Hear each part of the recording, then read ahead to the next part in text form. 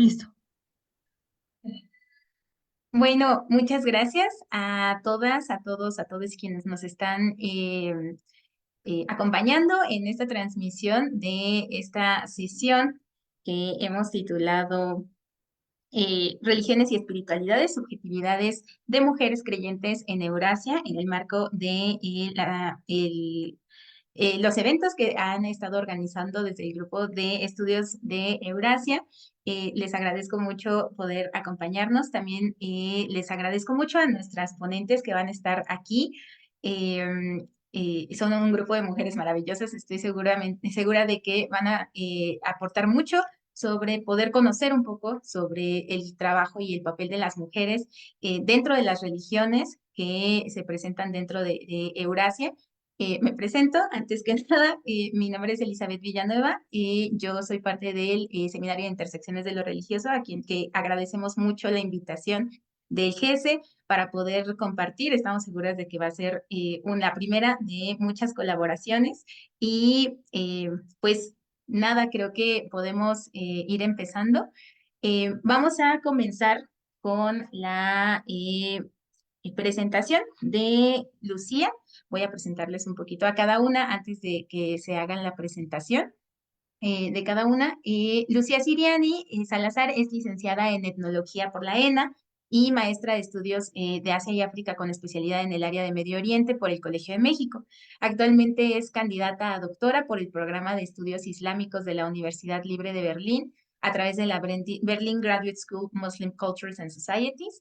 Su investigación se ha enfocado en la relación entre religión y modernidad y se ha especializado en el análisis del sufismo en la Turquía contemporánea, tema sobre el cual ha publicado diversos artículos académicos. Ha sido docente en las licenciaturas de Historia y Etnología de la ENA, donde ha impartido cursos sobre la historia moderna del Medio Oriente y la antropología del Islam. Lucía, bienvenida. El tiempo es tuyo. Muchas gracias. Quiero compartirles una pequeña presentación que hice. A ver,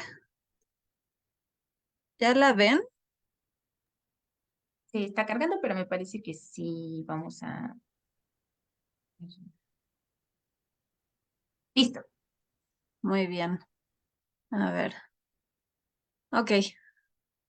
Bueno, pues me pidieron para esta ocasión que les compartiera algo sobre mujeres sufis, ¿no? Y bueno, quiero empezar por aclarar que específicamente el tema de las mujeres en el sufismo no es mi ámbito de especialidad, no soy experta en mujeres sufis, más bien he trabajado sufismo en general, pero por el hecho de que pues yo soy mujer, entonces mi investigación muchas veces se ha dado entre las mujeres sufis, ¿no? Cuando yo hacía trabajo etnográfico en Turquía, pues muchas veces el ámbito en donde yo estaba más presente eran los espacios de las mujeres, porque suelen ser espacios segregados, en donde los hombres, por lo menos durante los momentos rituales, los hombres y las mujeres no comparten normalmente el mismo espacio. Entonces tengo bastante experiencia de trabajo de campo con mujeres sufis, aunque no me haya enfocado nada más a la cuestión del género, ¿no? Entonces, pues eso como una primera aclaración, ¿no? Tengo experiencia con el tema, pero no ha sido el objeto principal de mi análisis. Entonces, desde ese lugar, desde esa posición, es que vengo a compartirles algunas generalidades sobre este tema, ¿no? Como introductorias. Este, el, Le titulé esta ponencia El sufismo y lo femenino en la espiritualidad islámica, ¿no? Es como una introducción muy general a esa cuestión. Y bueno, primero quisiera hablarles acerca de los fundamentos del lugar de lo femenino en la espiritualidad islámica, ¿no? Entonces, uno de los fundamentos, así en el Islam en general, porque una cosa que tal vez hay que empezar por aclarar, el sufismo, pues muchas veces se define como la dimensión mística del Islam. Eso quiere decir que es no la única, una de las formas de misticismo que encontramos entre los musulmanes. Y digamos que en esa espiritualidad, por supuesto que tiene un fundamento en cuestiones más generales del Islam, ¿no? Entonces, uno de los fundamentos del lugar de lo femenino en la espiritualidad islámica es, uno de los fundamentos más fuertes, la figura de Mariam, que es María, ¿no? La Virgen María, y que es la madre de Isa, es el nombre que se le da en árabe a Jesús. Hay todo un capítulo del Corán que se titula Mariam, por la importancia que tiene la figura de Mariam. Bueno, es muy importante esto porque pues es la madre de un profeta muy importante dentro de la cosmovisión islámica, que acepta el nacimiento virginal de Jesús, ¿no? Y en la medida en la que Mariam recibe directamente un mensaje profético, ¿no? Al recibir a Jesús y al recibir el mensaje de la Anunciación, que es lo que estamos viendo en esta miniatura que compartí ahí, es una representación de la Anunciación. En esa medida, pues ella también, aunque este es tema de debate, podría ser considerada como alguien que tiene el estatus de un profeta, ¿no? Porque dentro de la cosmovisión islámica, pues un profeta es quien recibe directamente el mensaje divino, ¿no? Y lo puede transmitir. Entonces, ella recibe un mensaje divino, ¿no? Y pues recibe en su cuerpo, recibe al profeta Isa, ¿no? Entonces, la historia de Mariam en la cosmovisión islámica es un poco diferente que a como estamos acostumbrados en el mundo de mayoría cristiana o católica. La historia del nacimiento de Jesús es diferente, ¿no? Probablemente había para la época en la que surge el Islam en Arabia, en el siglo VII, probablemente había una gran cantidad de versiones de los relatos bíblicos, ¿no? Como sabemos, lo que tenemos actualmente en la Biblia, pues es el resultado de una selección de los relatos que serían considerados canónicos y diferenciados de los relatos que han sido, pues considerados como fuera del canon, pero que no han dejado de estar presentes, muchos de ellos en la tradición oral, en la región, otros están presentes en distintas formas de escritura que se conservan, ¿no? Y en este caso, pues en el desarrollo de esta otra religión, que es el Islam, ¿no? Tenemos presente un relato sobre el nacimiento de Jesús que es diferente, ¿no? Entonces, pues no tenemos esa clásica historia del pesebre, Nazaret, etcétera, sino que más bien, de hecho, María aparece como la sobrina del profeta Zacarías, si recuerdo correctamente, y ella, pues estaba entregada a la vida en el templo, ¿no? La figura de José no está ahí, no aparece, y ella, se dedicaba pues a la devoción en el templo y cuando ella se embaraza, ¿no? Cuando ella recibe al profeta Isa, este, pues el escándalo no es porque tenga un marido, José, sino porque ella era una especie de monja, ¿no? Que estaba entregada a la vida del templo.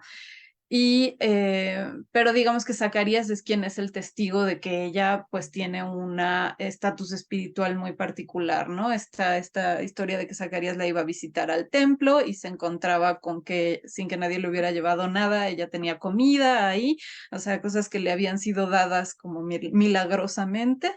Este, y ella es la que le cuenta a Zacarías la historia de que pues llegó un ángel y le dijo que iba a tener un hijo, etcétera, y él sí le cree, ¿no? Pero la gente la gente no le cree y entonces la expulsan del templo y ella se va al desierto a tener a su hijo bajo una palmera, ¿no?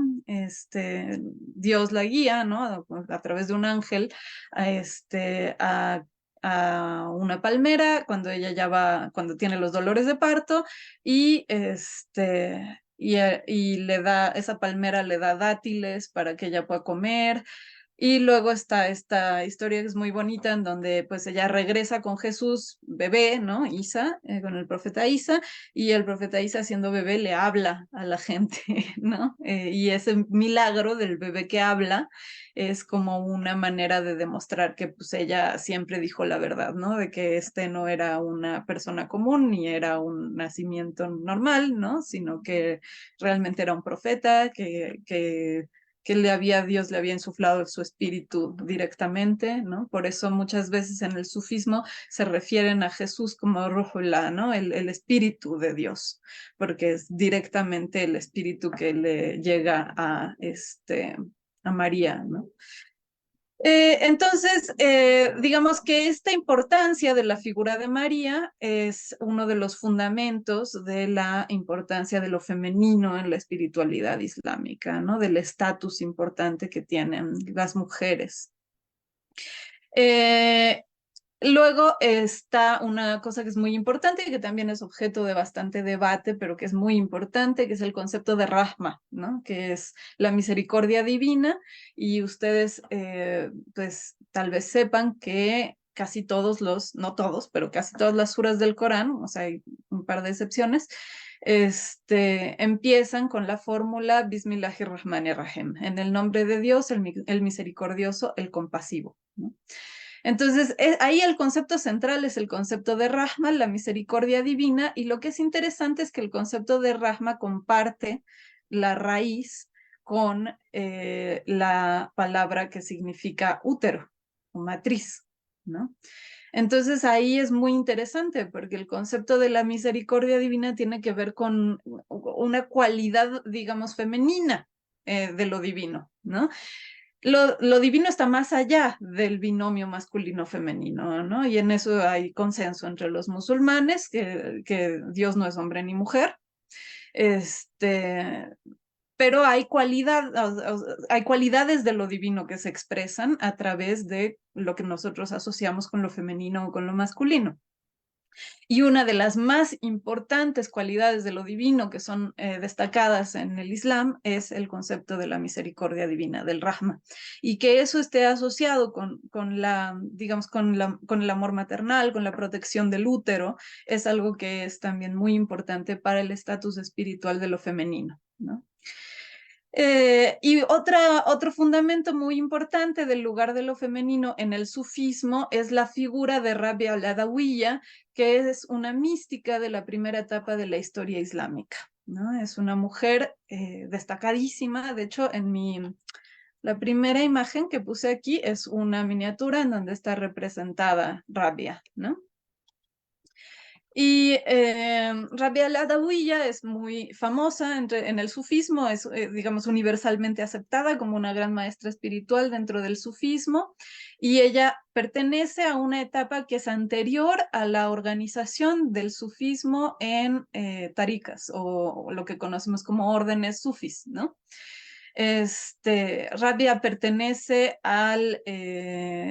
bueno, se cree que ella pertenece, aunque es una figura, digamos que mítico-histórica, ¿no? O sea, tenemos relatos que son más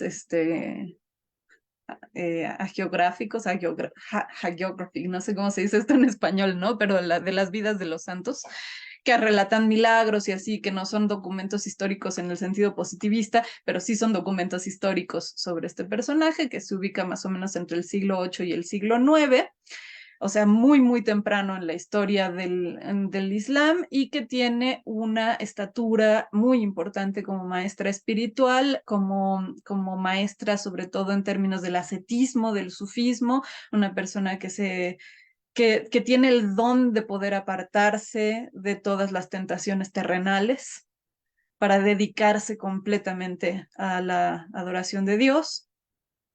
Y en ese sentido ella es maestra de maestros, literalmente, ¿no?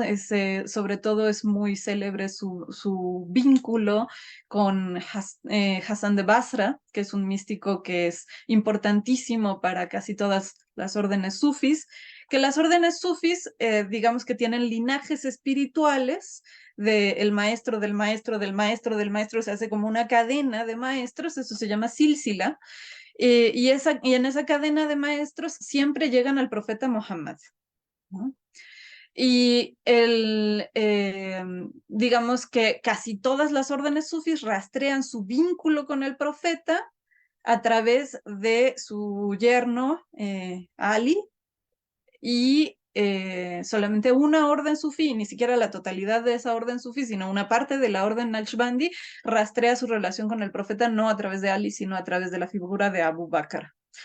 Y es interesante porque de los que rastrean, que son la mayoría, su relación con el profeta a través de Ali, muchos de ellos tienen en su silsile a Hassan de Basra, ¿no?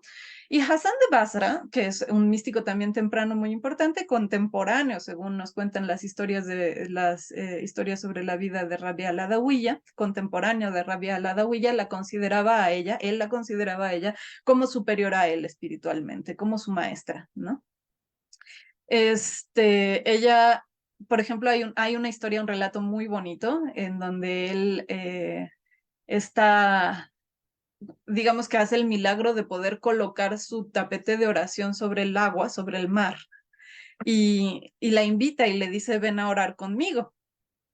Y ella coloca su tapete de oración sobre el aire, flotando, y le dice, eso que tú hiciste lo puede hacer cualquier pez, y esto que yo hice lo puede hacer cualquier mosca, pero nuestra misión está más allá de los peces y las moscas. O sea, como que ella le muestra que el milagro que él es capaz de hacer para ella no tiene ninguna importancia. Y muchas veces las historias sobre Rabia al-Adawiya son así. También hay, y esto es muy interesante para los estudios de género, tal vez hay muchas historias sobre cómo Rabia al-Adawiya rechazó propuestas de matrimonio, ¿no? O sea, cómo el mismo Hassan de Basra le pidió matrimonio y el emir le pidió matrimonio. Bueno, medio mundo que la admiraba le pidieron matrimonio y ella nunca estuvo interesada en lo más mínimo porque estaba completamente entregada a Dios, ¿no? Y tal vez la historia más famosa, ¿no? Sobre Rabia al-Adawiya es la historia en donde ella iba por la ciudad con una lámpara en una mano y un cuenco de agua en la otra. Y cuando le preguntaban por qué traía una lámpara y un cuenco de agua, ella decía, con esta lámpara le voy a prender fuego al cielo y voy a apagar las llamas del infierno. Y la idea era como que eliminar esos obstáculos en la intención pura de veneración a Dios. O sea, que uno no se vincule con Dios por deseo del paraíso o miedo del infierno. Esos son obstáculos de una adoración pura. Entonces ella decía, como quemar esto, ¿no? No se trata de recompensas y de castigos, sino se trata de amor puro. Esa es probablemente la historia más célebre, más conocida sobre Rabia al-Adawiya, pero realmente es una figura que es fascinante investigar, ¿no? Conocer las historias que hay sobre ella. Hay un libro que compiló Camille Helsinki, que es una mujer sufi que vive actualmente, creo que en Canadá. No me acuerdo si es de Canadá o de Estados Unidos, pero bueno, de por ahí. Y ella es iniciada en la Orden Mevlevi, que es la famosa orden de los derviches giradores que muchos han visto asociados como a cosas turísticas de Turquía, ¿no? Y ella está, de hecho, iniciada, reconocida por la familia de descendientes de Mevlana Jalaluddin Rumi, que es el fundador, digamos, o el origen de la tradición mística Mevlevi. Y, y ella compiló un libro muy bonito acerca de las mujeres en el sufismo. Entonces ahí pueden encontrar cosas sobre Rabia y pueden encontrar muchas otras cosas sobre mujeres sufis, ¿no? Entonces, habiéndoles hecho esa recomendación de un libro que además es muy accesible y muy agradable de leer, les puedo decir que pasando rápido, o sea, nos vamos a saltar porque no tenemos tiempo, ni yo tampoco soy experta, este, pero hay una larga historia de participación de mujeres en el sufismo, ¿no? Y llegamos a la época presente, en donde nos encontramos con un feminismo contemporáneo de influencia occidental que está impactando a la participación de las mujeres en el sufismo, ¿no? Entonces, ¿por qué me salto todo esto? Porque no íbamos a tener tiempo para revisar toda esa historia y más bien yo lo que quería era que vieran que la participación de las mujeres en el sufismo contemporáneo tiene sus raíces, sus fundamentos en la época más antigua del Islam, ¿no? Y que es algo que siempre ha estado ahí. No es una invención de algo que surgió ahora porque las feministas han influenciado o lo que sea, ¿no? Sí hay una influencia del feminismo occidental en el mundo islámico contemporáneo, sí hay un feminismo musulmán que también ha planteado cosas muy diversas, pero digamos que eso no es la razón por la cual hay mujeres participando en el sufismo o la razón por la cual hay mujeres líderes en el sufismo actualmente, sino que pues es algo que siempre ha estado ahí, solamente que muchas veces invisibilizado por una tradición que sí es muy patriarcal, ¿no? Entonces, aquí tenemos, por ejemplo, en esta foto tenemos a tres mujeres sufis muy importantes en la Turquía contemporánea, ¿no? Que es de la orden Rifai, Cemal Nur Sargut, y dos de la orden Mevlevi, ¿no? Este, entonces, voy a terminar mi presentación hablando pues, rápidamente a partir de las notas etnográficas que yo he hecho en el tiempo que he compartido con mujeres en la práctica sufí. Es que si bien la presencia de las mujeres en la práctica sufí es intemporal, se remonta a los orígenes del Islam, el problema del liderazgo como una es del liderazgo de las mujeres sí es un problema que aparece como una encrucijada moderna. O sea, digamos que hablar del liderazgo ya es una cuestión más complicada que tiene que ver con con ciertas exigencias de un feminismo occidental que hace mucho énfasis en el empoderamiento, en el liderazgo, cosas que de hecho van muy a contracorriente de las enseñanzas del sufismo que tienen que ver con la desaparición del ego, ¿no? Entonces, digamos que ese tema de si hay o no hay mujeres líderes en el sufismo contemporáneo y la cuestión del liderazgo sí está como muy presionada por esa agenda feminista occidental. Luego, la amplia participación de las mujeres en las órdenes sufíes es algo que yo pude atestiguar. A veces hay más mujeres que hombres, ¿no? Entonces, eso es una cosa que continúa o incluso ha crecido.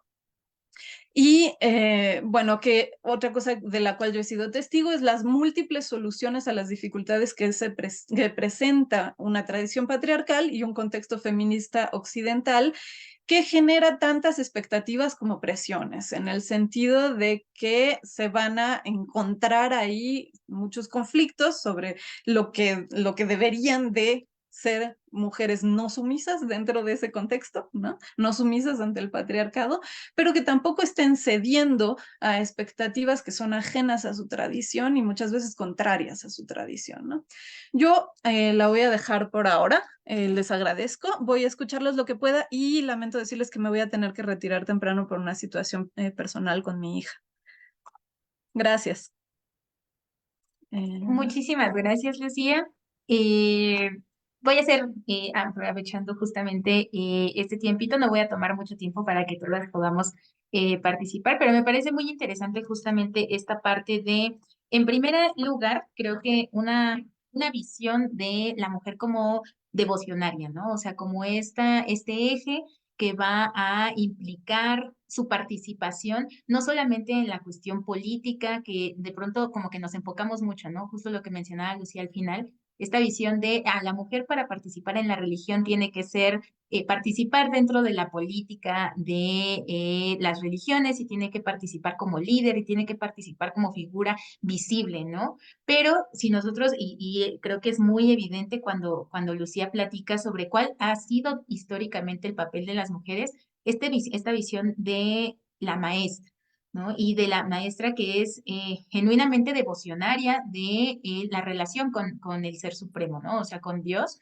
Eh, la visión de cómo compatibilizar esta necesidad de participación de la mujer, no necesariamente, sí, Lucia, te mandamos un abrazo, no te preocupes, esperamos que todo salga muy, muy bien con tu hija, te mandamos un abrazo.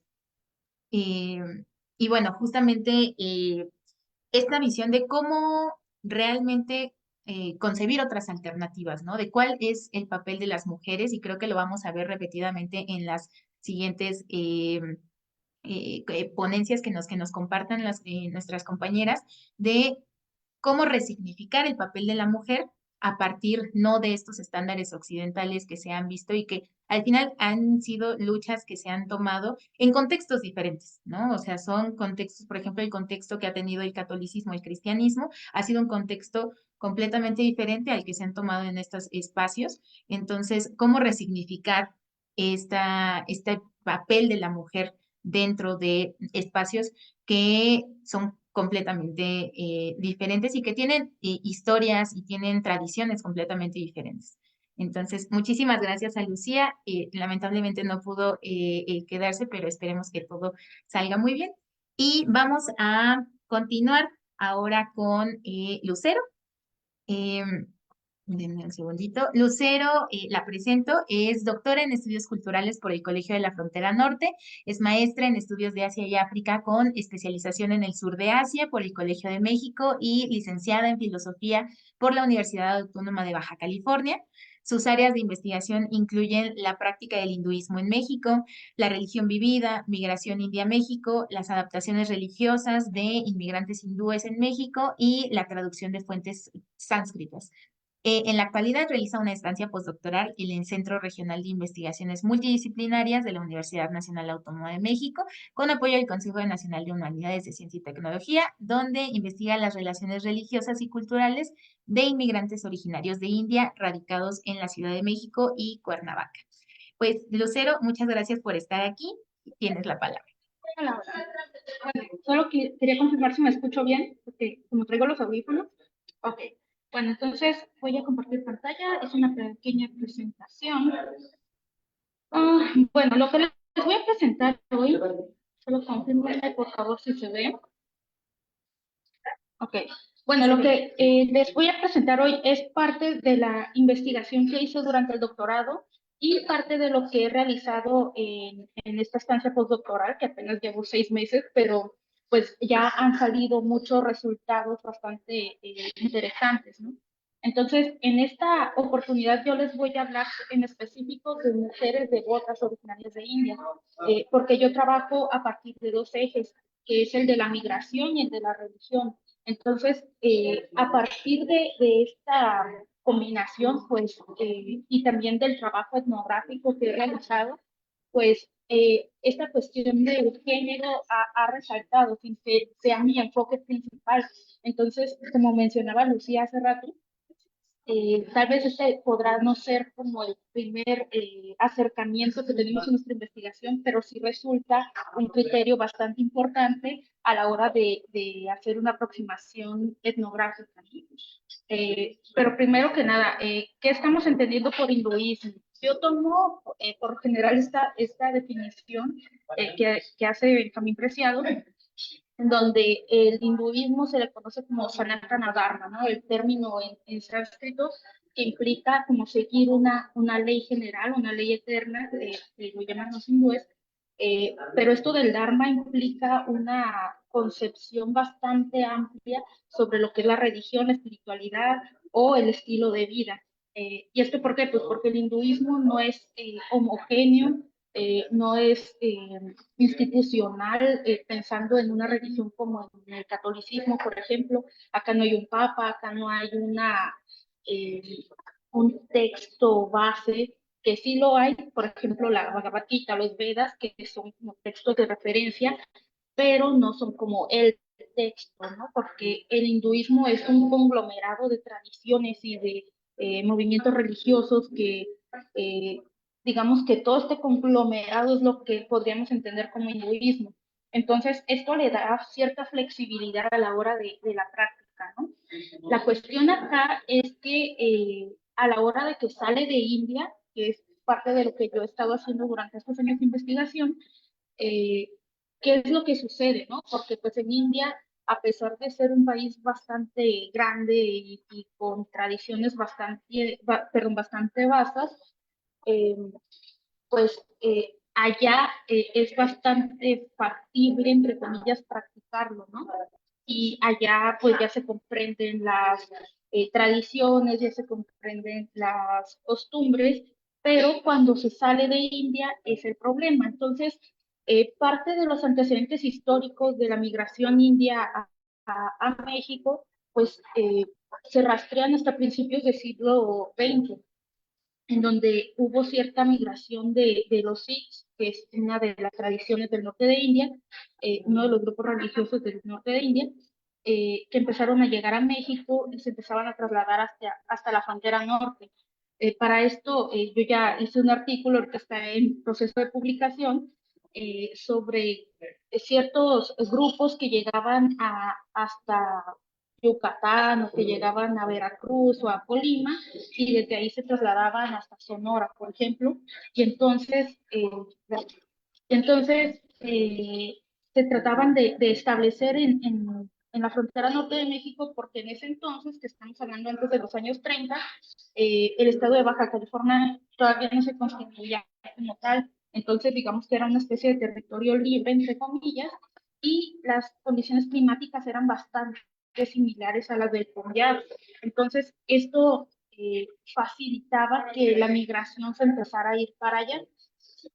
Y pues también en Estados Unidos hubo ciertas persecuciones del grupo Gadar, perdón, del partido Gadar, que era un movimiento independentista que estaba en América, con el cual trataban de hacer que India pues lograra su independencia, ¿no? Pero desde fuera. Entonces, los Sikhs marcaron un hito, ¿no?, en la historia de la India contemporánea. Pero bueno, mi aproximación metodológica en toda esta investigación ha sido la de la religiosidad vivida o la religión vivida. Eh, Esta aproximación me ha permitido estudiar o entender cómo todas estas prácticas se dan fuera de la institución, ¿no? Es decir, y esto no tanto porque ellos lo quieran, sino porque ya es por adaptación. Es decir, al migrar a México no hay templos como en India, no existen estos mandires monumentales, no hay gurús, no hay brahmanes, bueno, en la gran parte del país no hay brahmanes. Entonces, ¿qué es lo que se hace? Pues todo adaptado a lo que hay en el lugar al que llegan y a partir de las prácticas que ellos ya traen desde India. Entonces, a partir de esta aproximación, pues es un poco más factible entender cómo viven, ahora sí, la religión en su experiencia cotidiana, en especial en un país que es prácticamente la antípoda, ¿no? En un país en su mayoría católico, en donde la lengua principal es el español, en donde las costumbres son bastante diferentes, ¿no?, a India. Entonces, en este enfoque, eh, parto yo desde la perspectiva individual. ¿Por qué? Porque muchos de los migrantes vienen solos, pero su gran preocupación es traer a su familia, ¿no? La familia nuclear, la esposa, los hijos, y entonces, ¿qué pasa, no? Cuando llegan, ¿cómo seguimos educando a los hijos? ¿Cómo seguimos practicando la religión en México, ¿no? Esa es una de las grandes preocupaciones de los migrantes.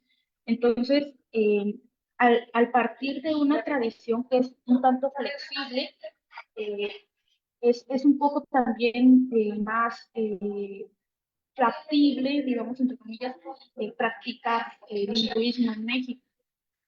¿Y esto por qué? Porque implica cierta resignificación de lo que se entiende como la divinidad, o implica también adaptar, ¿no? Adaptarse al contexto a partir de lo que se alcanzan a traer también en la realidad, porque si ustedes han visto algún templo hindú, las divinidades o los ídolos, entre comillas, son de materiales pues pesados o estatuas grandes, y pues es bastante complicado, ¿no?, traerlos en una maleta, pero pues muchos de ellos sí usan sus recursos para traérselos. Entonces, esto implica también mantener una conexión, ¿no?, con el origen. ¿Por qué? Pues porque la religiosidad se vuelve parte de la misma identidad.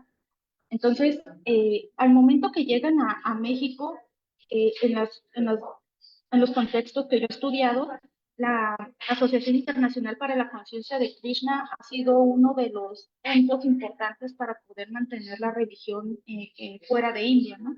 Tanto aquí en México como en Estados Unidos, porque pues si ustedes han visto algo sobre la viromanía en los 60, que Kingston se volvió bastante famoso gracias a George Harrison y a los Beatles y que se da todo este hito sobre India, pues esta asociación empieza a ganar mucha fuerza y hasta la actualidad todavía existen en distintos países. Aquí en México, el templo más importante es el de la Ciudad de México, que a la fecha yo también he estado estudiando un poco ahí, y pues es un punto de reunión importante para quien quiere seguir practicando hinduismo en México, si vienen desde India, ¿no?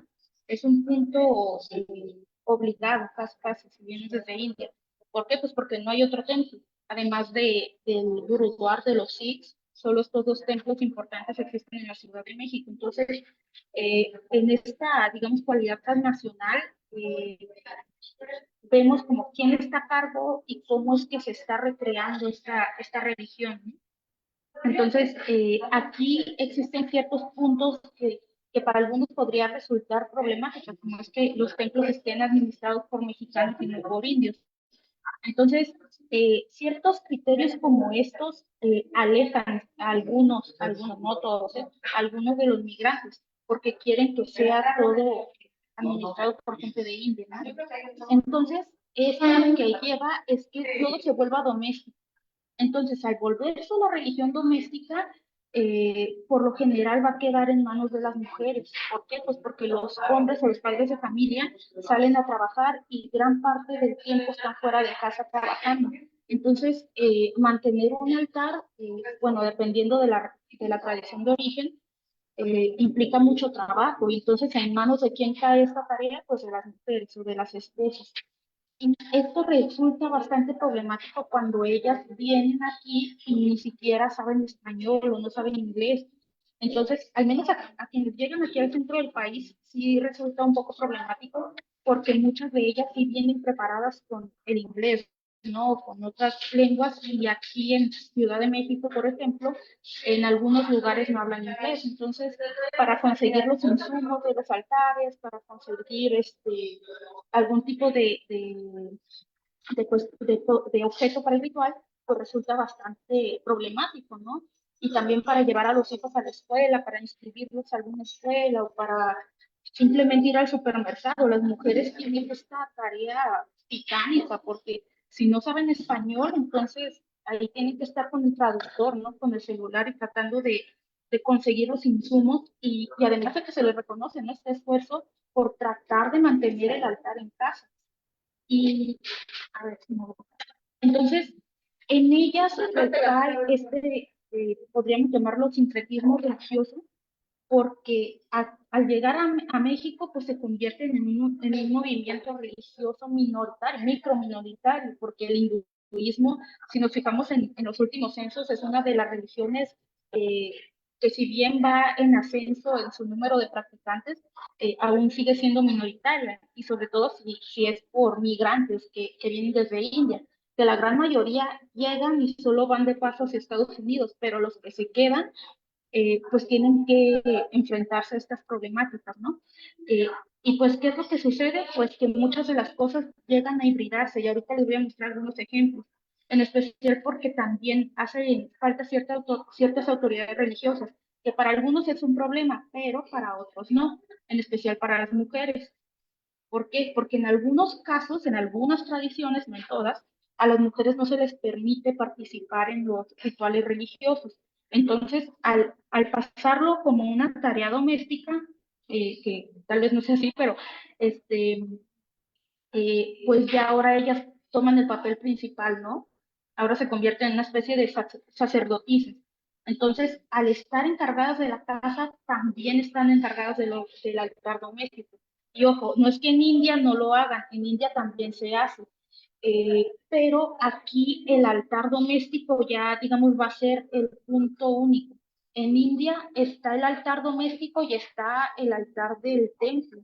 en donde uno se tiene que, digamos, someter a las órdenes del brahmano, del sacerdote, y aquí no. ¿Por qué? Pues porque aquí no hay. Entonces, ellas al ser encargadas de la casa, se tienen que encargar también del altar y de las prácticas religiosas, porque los maridos pues no están casados todo el día. Entonces, esto implica que hay ciertos cambios en los roles de género. Es decir, si el esposo en casa se encargaba de cuidar el altar, aquí en México van a ser ellas, porque son quienes se encargan de la casa, ¿no? En su gran mayoría. Y esto también implica ciertos cambios generacionales. ¿Por qué? Pues porque si en India madre, abuela nunca pudieron acercarse al altar, aquí sí, ellas van a hacerse cargo de todas estas cuestiones religiosas. Que repito, no en todos los casos, eso depende mucho de la tradición desde la que vengan. Pero en este caso, ellas se convierten en agentes, ¿no? De la tradición de origen. ¿Por qué? Pues porque se tienen que preocupar, por ejemplo, por hacer el abhishekam, que es el baño de las divinidades, o por limpiar el altar, o por estar comprando flores, o estar preparando alimentos sagrados, etcétera, etcétera.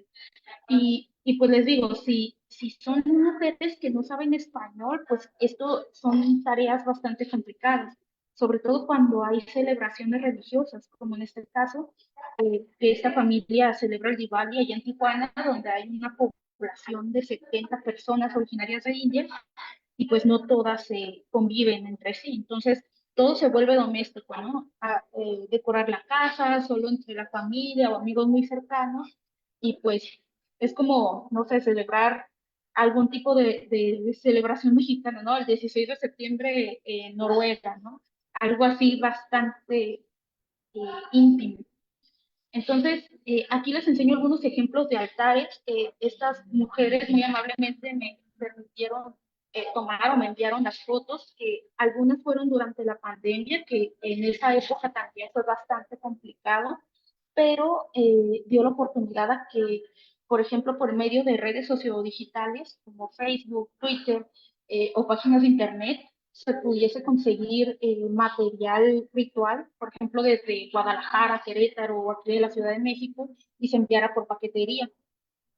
O incluso desde India. Hay algunos casos en donde mandan pedir todo esto desde India. Y para quienes viven en Tijuana, por ejemplo, pues cruzan Estados Unidos y allá como la diáspora es un poco más grande, pues tienen más facilidad, ¿no? Para conseguir estos insumos, como es, por ejemplo, aquí en Ciudad de México, que también la población originaria de India es mucho más grande y también hay más posibilidad de conseguir insumos para los rituales o para los altares. Am, por ejemplo, en este caso, la familia que proviene del sur de India, pues, de la mitad de India, eh, de, de, de Odisha, es el estado de Odisha, eh, ellos tienen que conseguir todos los días frutas frescas, flores, y lo que hacen es ir al mercado de abastos y conseguir ahí a diario los insumos, ¿no? Para el altar.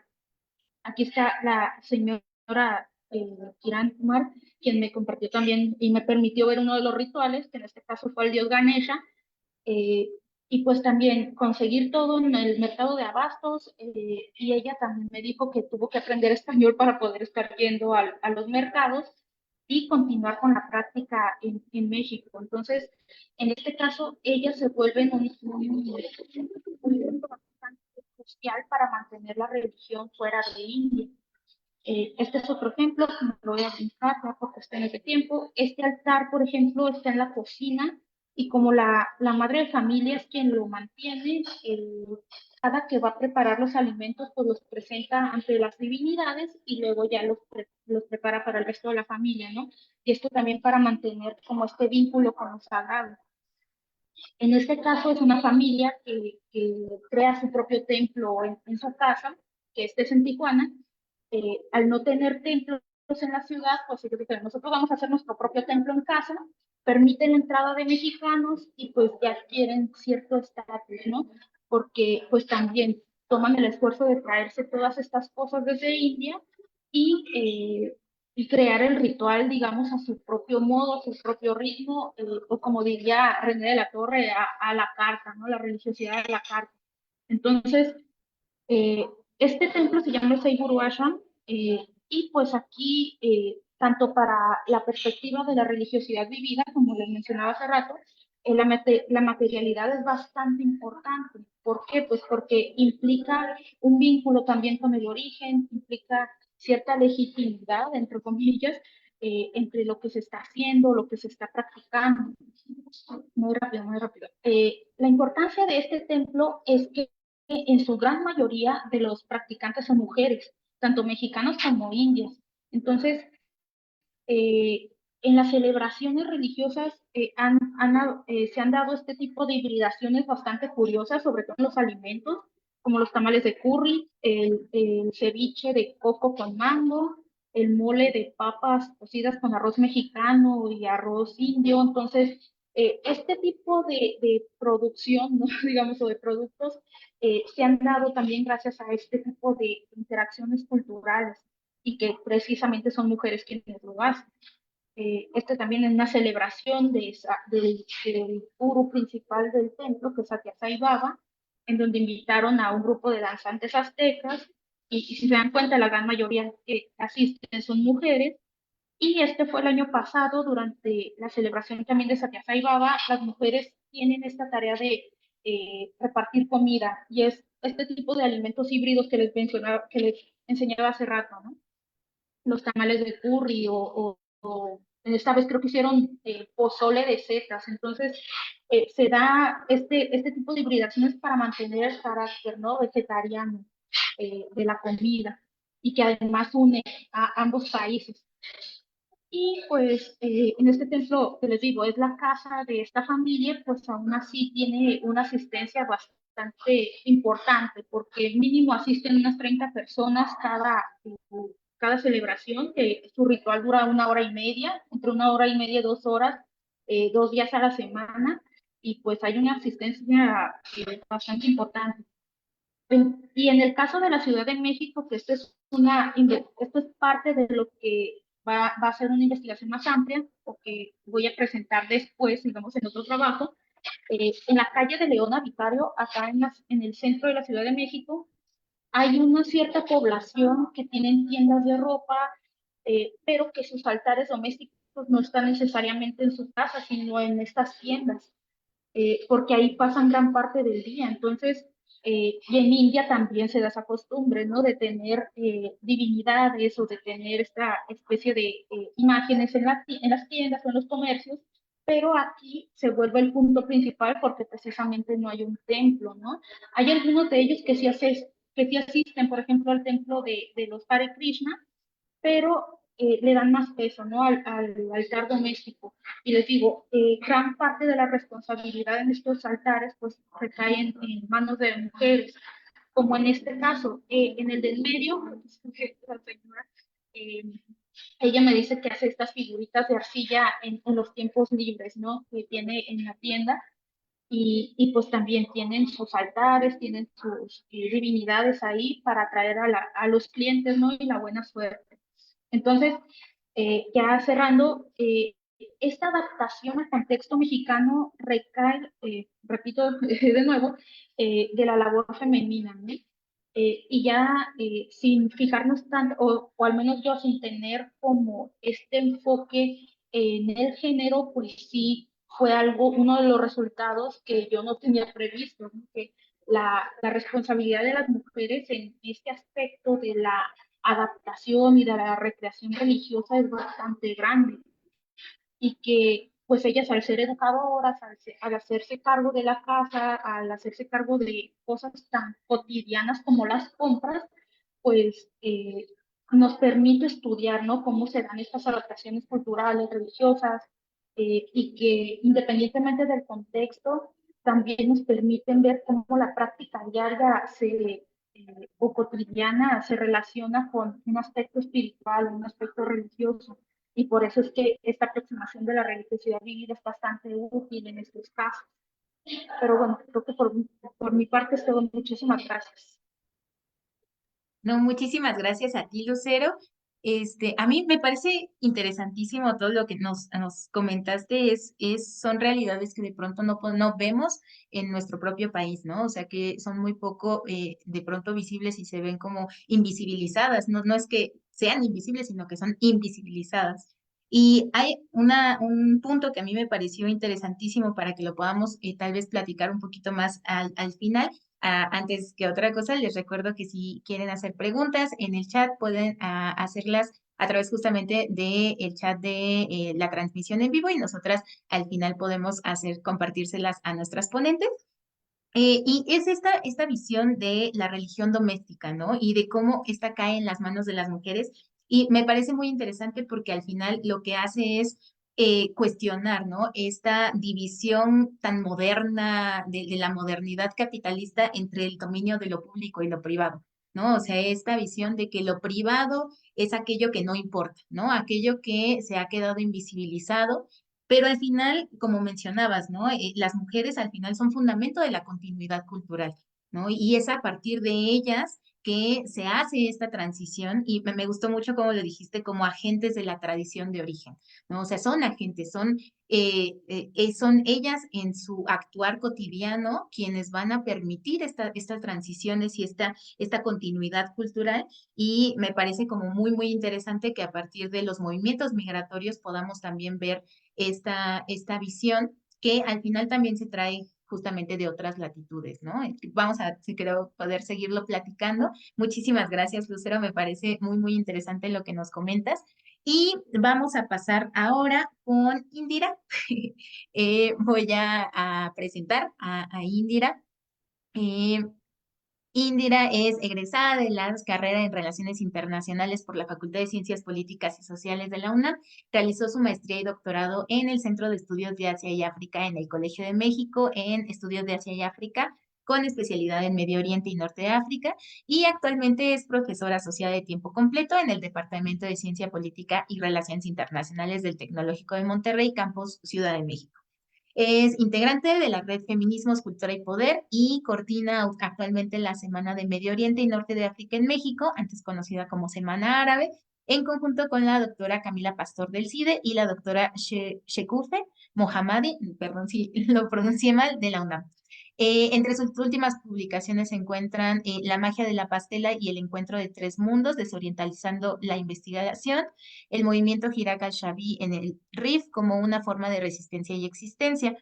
Y bueno, vamos a darle la palabra. Muchísimas gracias por estar aquí y tenéis la palabra.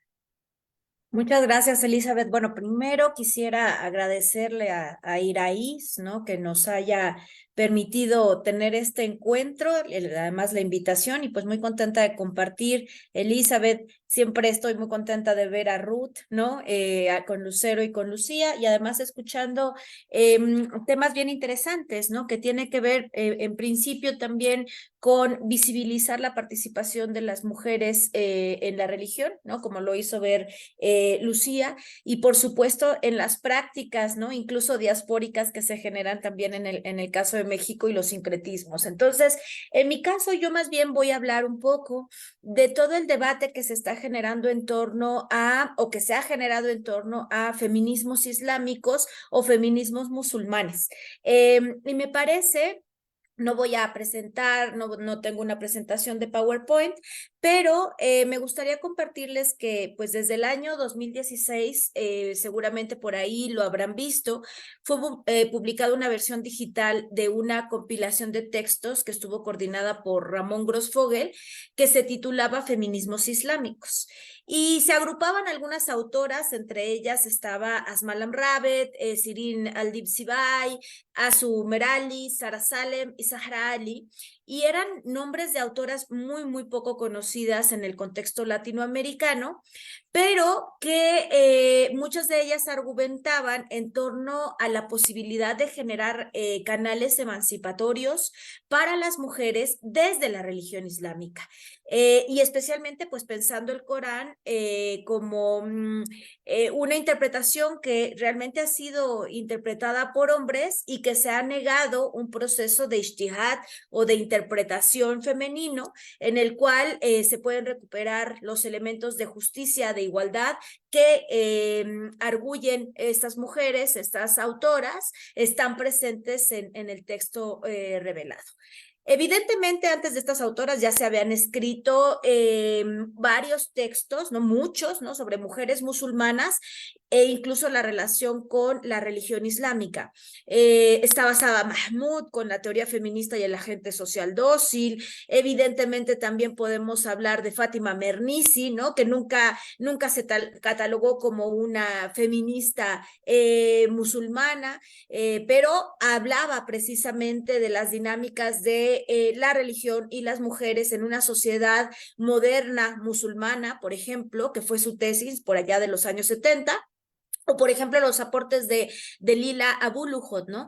En donde estamos hablando se preguntaban si el Islam hasta cierto punto era compatible también con movimientos feministas. Creo que ha habido, sobre todo en los últimos años, una intención de hablar de un feminismo islámico que además es un término sumamente debatible, ¿no? Porque algunas de nuestras autoras, incluso de las que he mencionado, niegan la idea de que sea un feminismo. Sin embargo, sí conciben que hasta cierto punto son luchas y experiencias de luchas de mujeres musulmanas que evidentemente están reivindicando derechos de las mujeres, ¿no? Cuando hablamos con este entrecomillado de feminismo islámico, creo que también sería importante mencionar, porque además Elizabeth lo mencionó en un momento del conversatorio, ¿no? Que de alguna manera se trata de visualizar que las mujeres a través de la religión pueden también reivindicar sus derechos y que no necesariamente todos los movimientos tendrían que ser movimientos seculares en donde estaríamos situándonos solamente o hablando desde un feminismo hegemónico ilustrado. Creo que hoy en día, ¿no? Sabemos que nos encontramos ante diversos y múltiples movimientos feministas, los cuales siempre están en procesos de reformulación. Es muy importante también mencionar que los feminismos, no el feminismo, sino los feminismos, están ligados también a necesidades prácticas de las mujeres en diferentes espacios y contextos históricos determinados. Por ende, también es importante resaltar las experiencias de lucha que están haciendo las mujeres desde el ámbito religioso. Evidentemente, si nosotros nos situáramos solamente con un feminismo hegemónico ilustrado, pues estamos hablando de un proceso de narrativas de homogeneización e intentos de universalismo que finalmente simplifican también el análisis incluso de los patriarcados, ¿no? Existentes en diferentes espacialidades, pero también se reduce hasta cierta forma o se invisibiliza, diría Elizabeth, ¿no? Las resistencias y movilizaciones de mujeres al grado de que se invisibiliza por completo las luchas de mujeres que tienen identidades religiosas y en este caso, por ejemplo, de mujeres musulmanas, porque se les concibe como mujeres tradicionales o conservadoras y que evidentemente se sitúan en este plano como cartesiano en el cual se les ha puesto desde siempre a las mujeres musulmanas la idea de las dicotomías de civilizado y civilizado tradicional, moderno, secular, religioso, autoritario o democrático, y en donde siempre las mujeres aparecen como mujeres pasivas, infantilizadas, ¿no? Evidentemente, y que además a través de la religión nunca van a poder llegar a emanciparse porque en sí mismas las religiones reveladas, ¿no? Que esa es la justificación, tienen una idea de, o son patriarcales, o tienen una idea de superioridad masculina sobre lo femenino. Evidentemente, esto es una juerga orientalista, ¿no? Es decir, utilizando el término de Edward Said, en donde las mujeres musulmanas pues también han sido un objeto de construcción identitaria externa, que además las coloca en el espacio de pasividad, de opresión y las expone como infantes eternas, ¿no? ¿no? Incapaces de generar, por ejemplo, resistencias, ¿no? Y evidentemente aquí voy a citar muy rápido a Zahra Ali. Ella, por ejemplo, dice que al ignorar la diversidad y la complejidad sociológica de las sociedades de mayoría musulmana, así como los factores socioeconómicos, políticos e históricos, muchos consideran que el Islam es la principal causa del subdesarrollo, el arcaísmo y el retraso del mundo musulmán, ¿no? La prueba más contundente sería la condición desigual de la mujer musulmana, en singular, por supuesto, porque todas las musulmanas se parecen entre sí, lo cual refleja un oscurantismo reinante entre sociedades. Evidentemente, esto va ligado incluso también a las propias vestimentas, ¿no? De las mujeres, en donde a las mujeres musulmanas que visten hijabs, hijabs, melfas, chafchafs, burkas, niqabs, pues han sido objetivizadas por una parte por ser percibidas además como exóticas, místicas, herméticas, pero también se les ha victimizado por considerarlas presas de la opresión patriarcal islámica, ¿no? Entonces, con todo esto, creo que también es importante decir que no solamente la vestimenta de las mujeres musulmanas ha sido objeto de crítica, sino que va vinculado incluso con procesos, ¿no? Que han sido muy criticados, como la poligamia, la lapidación, la ablación, y que han sido considerados como violaciones flagrantes a los derechos humanos, ¿no? Y como una parte intrínseca a la parte del Islam. Entonces, todo ello corresponde a una colonialidad del saber, sin duda, en donde nosotros tenemos a la modernidad, el secularismo, el capitalismo y la democracia occidental como si fueran, ¿no?, los garantes de los derechos humanos, y por lo tanto las mujeres musulmanas, digo, para no hablar tanto de este proceso, pero desde el siglo XIX, primero fueron mujeres hipersexualizadas, posteriormente fueron puestas como mujeres que eran pasivas, que eran evidentemente infantilizadas, ¿no? En donde incluso hubo un entronque de patriarcados haciendo el concepto, utilizando el concepto de Julieta Paredes, ¿no? En donde había un proceso colonial que las ponía en una forma subalternizada, pero que además fue aprovechado también por los hombres musulmanes, ¿no?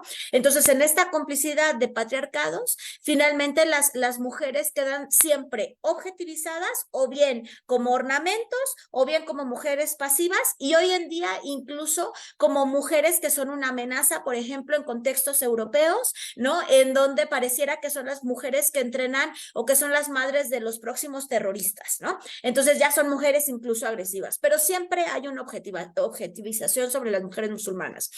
El punto es que habría que preguntarnos si hay formas emancipatorias desde las narrativas religiosas, y en este caso desde el Islam.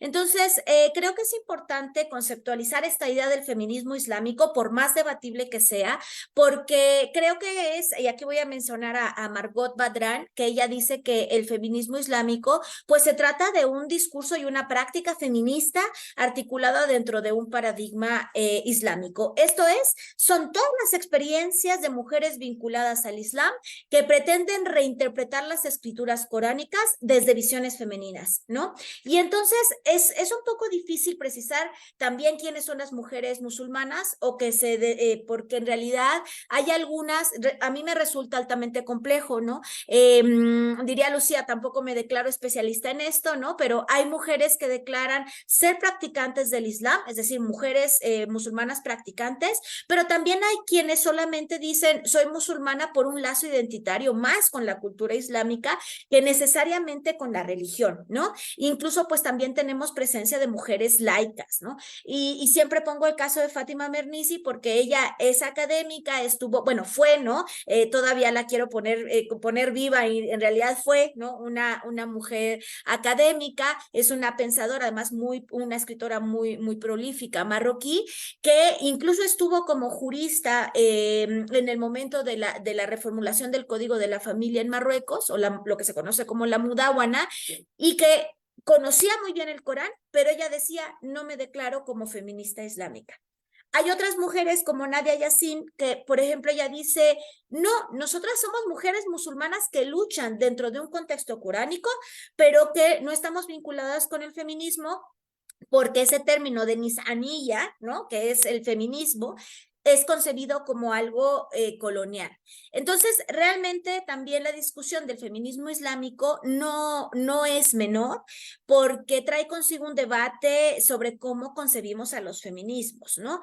Como un concepto estrechamente ligado a las luchas de los derechos de las mujeres en Europa, o como prácticas diversas, que es como lo estoy tomando desde esta plática, ¿no? Desde sus espacialidades que están abogando por igualdad y por justicia. Además, algo muy interesante que decía Lucía también, digo, retomando un poco lo que decía Lucía, aquí no estamos hablando de empoderamiento, ni estamos hablando de una disyuntiva binaria hombres y mujeres, sino estamos hablando de cómo apelar desde un texto, que es el texto coránico, ¿no? A conceptos que tienen que ver con igualdad, complementariedad y con algunas suras que universalmente son importantes porque no hablan de un binarismo entre hombres y mujeres, sino que hablan de un concepto de humanidad en donde la divinidad ni es masculina ni es femenina. Entonces, eso me parece que es importante, ¿no? Entonces, creo que es importante resaltar incluso algunas, Elizabeth, me dices cuando ya haya acabado mi tiempo, porque si no hablo mucho, pero tú me avisas con la mano. Pero es No te preocupes, importante, vas bien. gracias, muchas gracias. Es importante señalar, por ejemplo, cómo en el Corán existen suras y aleyas, ¿no? Que sobrepasan o incluso hablan de dualidad, más que de binarismo, ¿no? Es decir, de esta idea de en donde 1 más 1 no es igual a 2, sino 1 más 1 es igual a 1, ¿no? Eso también son los elementos importantes que traen ahí. Una de las suras, por ejemplo, que es la 4:1, la voy a leer desde la traducción, dice: hombres, temed a nuestro Señor que os creó a partir de un solo ser, creando de él a su pareja y generando a partir de ambos a muchos hombres y muchas mujeres. Creo que es importante decir que en esta ley ya podemos analizar, a diferencia de libros revelados como la Biblia, que el hombre y la mujer nacieron de un solo ser y que ambos conformaron lo que podemos concebir como la humanidad. Una humanidad que está basada en una dualidad, ¿no? No en un binarismo, sino en una dualidad. Y cabe resaltar también que en las escrituras coránicas tampoco se encuentra presente la idea de que la mujer es la única culpable del pecado original, ¿no? Ni hay un estigma sobre las mujeres, sobre las que son las causantes de la tentación y de la corruptibilidad del hombre, ¿no? Porque siempre está presente un poco esto. Entonces, es importante también decir que en la creación divina coránica, ¿no? Tanto hombres como mujeres tienen una responsabilidad moral, porque siempre se habla de esta responsabilidad que tienen las mujeres, o es lo que siempre se hace sobresalir, pero en realidad en la creación divina coránica, tanto hombres como mujeres tienen una responsabilidad.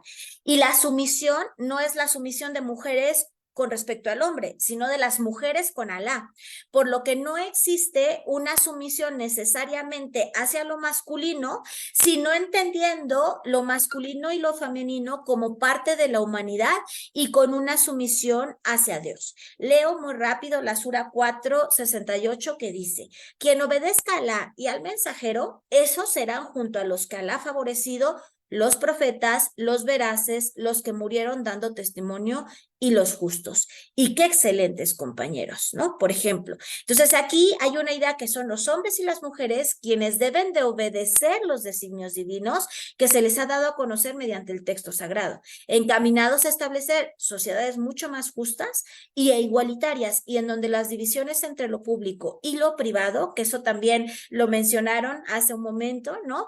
En realidad lo público y lo privado obedece más a la modernidad, creo que lo decías tú, Elizabeth, ¿no? A un contexto contemporáneo, y en este sentido lo privado y lo público es inexistente en el espacio islámico, ¿no? Esto creo que es una relatoría de una modernidad, de una contemporaneidad, en donde las pautas divinas se establecen en el hogar, en la familia, en los lugares de rezo, en la colectividad, en el ámbito social, porque en realidad la existencia de él o de la musulmana dependen de su vinculación con la UMA o con la comunidad islámica. También esto lo pone en un término de digamos, 5 minutos muy bien, de dicotomías entre lo que sería la UMA, que es el ámbito colectivo, comunitario, y la idea de individualidad, ¿no? Entonces, creo que también es importante decir muy rápido que tenemos un tauhid, o que es la unicidad de Dios, que apelan mucho las feministas islámicas porque implica que Alá es quien concentra la soberanía. Entonces, por ende, el poder no puede ser masculino, porque el poder es evidentemente o pertenece al ámbito de la divinidad, porque es Alá quien es el portador de la justicia divina y quien comanda el bien y prohíbe por ende el mal. Entonces no se puede reivindicar ninguna forma de soberanía o de poder que pretenda situarse fuera de la soberanía de Dios, ¿no? Entonces esto implica que hay un plano de horizontalidad y de igualdad entre hombres y mujeres respecto, por supuesto, a la divinidad. Ahora bien, también creo que es importante, ¿no?, mencionar, ya casi por ahí ando terminando, ¿no?, que ciertamente el Islam se pone o surge en un lugar que evidentemente tenía un tipo de patriarcado. Eso tampoco lo podemos negar. Pero aquí yo siempre utilizo un poco a Rita Segato, ¿no? De alguna manera haciendo este análisis de que incluso antes de procesos coloniales o en el caso del surgimiento de religiones, había siempre patriarcados que podemos concebirlos como patriarcados suaves, ¿no? O patriarcados blandos, que eso también es importante. Entonces, realmente creo que el gran problema que se ha dado al pensar a la religión islámica como patriarcado es que en realidad lo estamos viendo desde lo que se conoce como el qiyas o el fiqh, que es la jurisprudencia. Esto es, quienes han permitido que en el qiyas o quienes han interpretado el Corán para que la jurisprudencia generalmente se ponga de hombres sobre mujeres. Y esto evidentemente se debe a que las interpretaciones han sido masculinas y de ahí haya venido una subalternización del papel de las mujeres musulmanas en el ámbito religioso, ¿no? Lo podemos ver muy rápido, creo que me quedan como 3 minutos. En el caso del adulterio, ¿no? Que se suele hacer referencia, por ejemplo, a la 4:15, en donde dice, aquellas de vuestras mujeres que se presentan con una indecencia, buscad 4 testigos de entre vosotros, y si dan testimonio contra ellas, retenedlas en las casas hasta que la muerte se las lleve o Alá les dé una salida. Pero, por ejemplo, nunca se hace referencia a la 4:16 que dice, y aquellos de vosotros que la cometan, maltratadlos, pero si se arrepienten y se corrigen, dejadlos, etcétera, ¿no? Es decir, siempre se pone un énfasis en donde aparece la situación diferenciada de las mujeres, pero nunca se habla que también el Corán, ¿no?, menciona también la responsabilidad moral para los hombres. Importante, y ya casi para terminar, retomo a Asma Lamravet, quien ella, por ejemplo, sugiere que para poder hacer una reinterpretación femenina adecuada, se debe seguir un método de análisis hermenéutico, que es lo que no se ha hecho. Esto es, primero, un análisis holístico del Corán con la finalidad de restituir la temática de la relación entre hombres y mujeres en el celo de la cohesión global del mensaje. Segundo, un análisis de los objetivos finales del Corán, en donde la finalidad primordial es la instauración del bien social elevado, así como la implementación de la justicia. Y el tercero, un análisis contextualizado, que es un esfuerzo de reflexión, que es el ijtihad, que es el método por excelencia de la armonización del texto con el contexto. Y creo que esto que nos dice Asma Lamravet es muy útil, porque las llamadas feministas islámicas, la mayor parte de ellas han sido académicas, pero también han comenzado grupos de lectura para que las mujeres conozcan los derechos que existen en el Corán para las mujeres, y han generado una conciencia en aquellas que, siendo musulmanas, solo conocían las prácticas del fiqh o de la jurisprudencia, ¿no? Entonces, en esto hemos tenido, ¿no? No soy musulmana y siempre hablo como si fuéramos nosotras, ¿no? Pero se han obtenido derechos en el ámbito de la herencia, de la dote, evidentemente logran transmitir también una narrativa muy liberadora, ¿no? Sobre el mensaje islámico. Y creo que también por otro lado, y con esto termino, también se defienden, digamos, se desmienten las prácticas generalizadas que intentan limitar la participación de las mujeres, por ejemplo, en la vida pública, porque en el Corán nunca se menciona que las mujeres no deben de participar en la vida pública, ¿no? Importante también creo yo que la apropiación del texto coránico por parte de las mujeres les permite seguir siendo mujeres musulmanas piadosas sin tener que perder su identidad religiosa ante procesos de hegemonía cultural euroestadounidenses, occidentales, entre comillas occidental, pero que finalmente se remiten a la modernidad y a la idea de que solamente las mujeres pueden reivindicar sus derechos a través de espacios seculares y a través de procesos de empoderamiento, por ejemplo, ¿no? Que es una palabra que yo ya trato de no utilizar, ¿no? Pero ideas de empoderamiento y en donde pareciera que las religiones siempre ponen a mujeres pasivas cuando tenemos muchas ejemplificaciones en Marruecos, en Egipto, en Irán, por supuesto, de mujeres que a través de la religión están teniendo logros muy importantes. Y lo dejo ahí y muchas gracias, Elizabeth. Muchísimas gracias, Indira. Tengo muchísimas notas que creo que son interesantísimas, pero creo que me voy a enfocar justamente en esta parte de la forma en que, permítanme un segundito, me voy a enfocar me voy a enfocar en la forma en la que se concibe esta visión, esta concepción que confronta al final los feminismos islámicos y las luchas de las mujeres, que al final justamente no solamente es esta concepción de los feminismos, sino también de luchas de mujeres que no se conciben a sí mismas como feministas, pueden confrontar nuestra concepción tradicional del feminismo en estas genealogías feministas que están enfocadas en Europa, sobre todo, ¿no? Es en la lucha de las mujeres en Europa y cómo pensar que la devoción religiosa al final no implica una visión de sumisión ante lo religioso, perdón, ante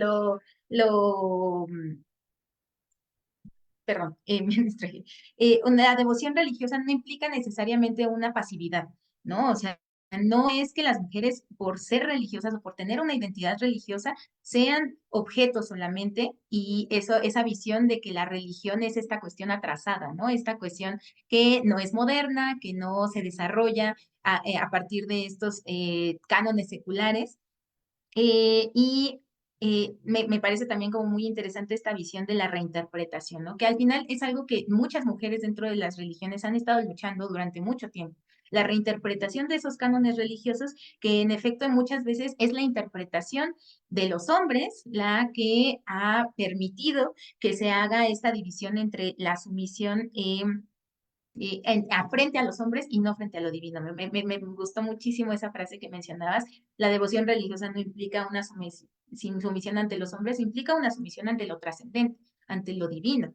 Entonces, esta visión de los feminismos musulmanes nos ayuda justamente a enfrentar esas preconcepciones que de pronto tenemos y que pues nos tenemos que cuestionar, ¿no? En estos estudios de las mujeres y del papel de las mujeres que siempre ha estado ahí, ¿no? O sea, siempre ha sido, no es algo como nuevo, ¿no? No es algo como que haya surgido de pronto en los últimos años y el movimiento feminista lo haya hecho, sino que siempre ha habido mujeres que luchan dentro de las religiones a partir de su propia identidad religiosa. Entonces, muchísimas gracias, Indira. Vamos a poder platicarlo un poquito más, pero ahora vamos a pasar con Yatsiri. Yatsiri es doctora y maestra en antropología por la Facultad de Filosofía y Letras de la UNAM. Actualmente es docente de la Facultad de Ciencias Políticas y Sociales también de la UNAM y hasta enero del presente trabajó en la Coordinación Nacional de Antropología como jefa de apoyo académico en la Dirección de Fomento a la Investigación. Por 12 años se ha dedicado a la docencia, impartiendo cursos como teoría antropológica, métodos etnográficos, ética y práctica antropológica, además de mito, magia y religión, historia de las religiones, tanto en la Escuela Nacional de Antropología e Historia como en la UNAM. Sus líneas de investigación son Islam, religión, identidad, conversión, feminismo islámico y género. Su trabajo de campo se ha centrado en distintas comunidades musulmanas de México, por ejemplo, en San Cristóbal de las Casas, Chiapas, Torreón, Coahuila, Monterrey, Nuevo León y la Ciudad de México. También ha hecho distintas exploraciones etnográficas en las comunidades de musulmanes que se encuentran en Madrid, Córdoba y Granada.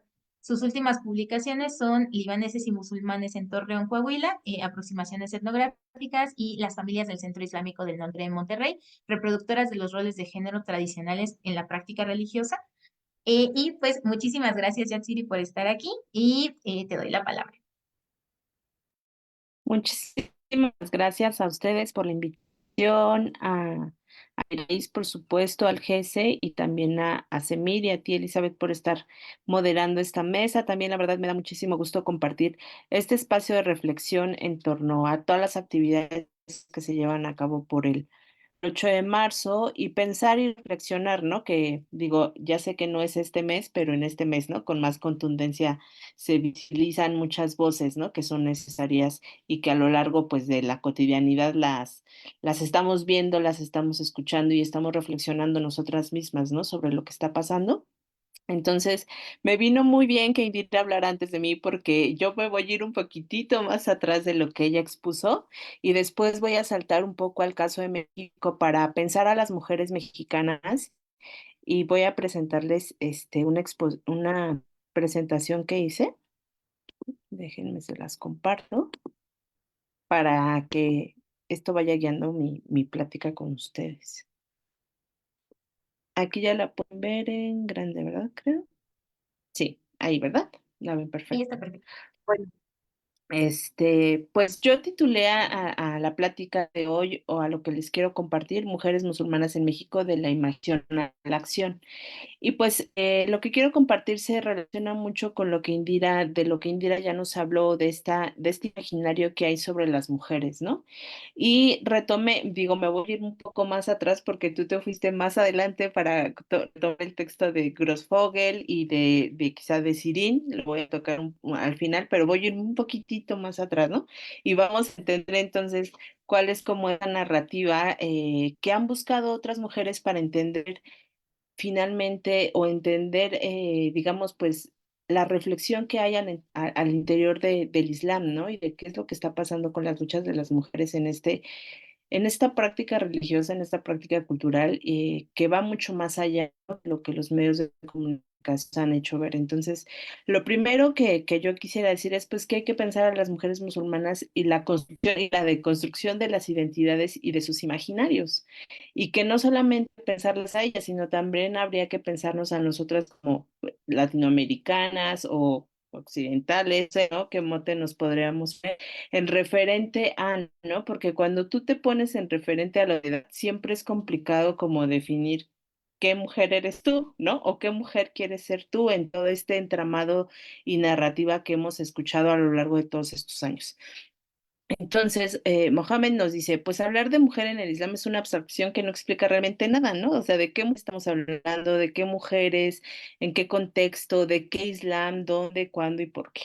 Entonces, esta serie de, digamos, preguntas, pues ya nos sitúan a nosotros en una reflexión que viene a apuntar sobre las particularidades y sobre los contextos específicos, que es como súper importante y yo quisiera poner énfasis en eso, ¿no? O sea, cómo estamos leyendo a estas mujeres en estos diferentes territorios geográficos, ¿no? Que son referentes, que los escuchamos a través de los medios de comunicación, y que de repente pues es tanta información que está circulando que nos cuesta trabajo entender o discernir hacia dónde vamos.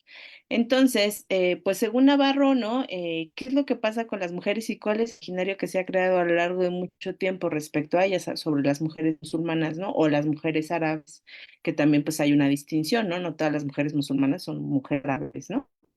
Entonces, clasificadas, voy a leer un poquito aquí, clasificadas de acuerdo con el estereotipo de que debido a su educación cultural y religión están más a ser sumisas, más expuestas a la violencia masculina, compartiendo estas características con las mujeres latinoamericanas y las mujeres de clases trabajadoras, ¿no? O sea, ahí ya hay una distinción y una exclusión, ¿no? O sea, entonces, las mujeres que son blancas, las mujeres que son estudiadas, las mujeres que pertenecen a cierta clase social, no están, ¿no?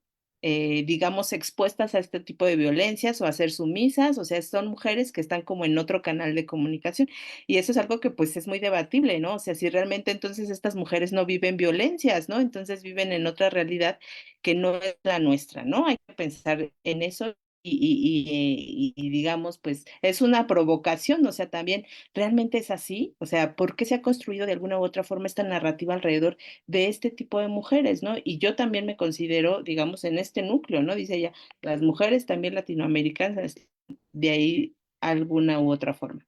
Después entonces ya les decía que iba a ir un poquito más atrás para retomar un poco la propuesta de Leigh Lemech, ¿no? En su libro de Women and Gender in Islam, pues nos habla de diferentes etapas en torno pues al proceso histórico que ha vivido la mujer en esta región. Nos habla de una etapa preislámica, nos habla de cuáles son los discursos fundadores sobre la mujer en el Islam, esto que ya estructuró, digamos, con mucha sapiencia esta Indira hace un momento y que nos habla, ¿no? De justo estos dos discursos, un discurso que tiene y que se fundamenta prácticamente en el mensaje divino, en el mensaje del Islam, esta primera revelación que tiene que ver con una estructura moral y ética de la igualdad y de la equidad, ¿no? Entre, digamos, pues todos los seres humanos, y otra propuesta que se erigió de alguna u otra forma de un modo jerárquico por una lectura patriarcal en su momento, ¿no? El libro después nos lleva a reflexionar sobre debates más contemporáneos, sobre la identidad de la mujer, sobre el uso del velo islámico, por qué se usa en ciertos contextos, ¿no? O por qué se dejó de usar, porque ahora está, digamos, es una ley eh, que se va transformando respecto también a las cuestiones políticas de los contextos y de los países en específico.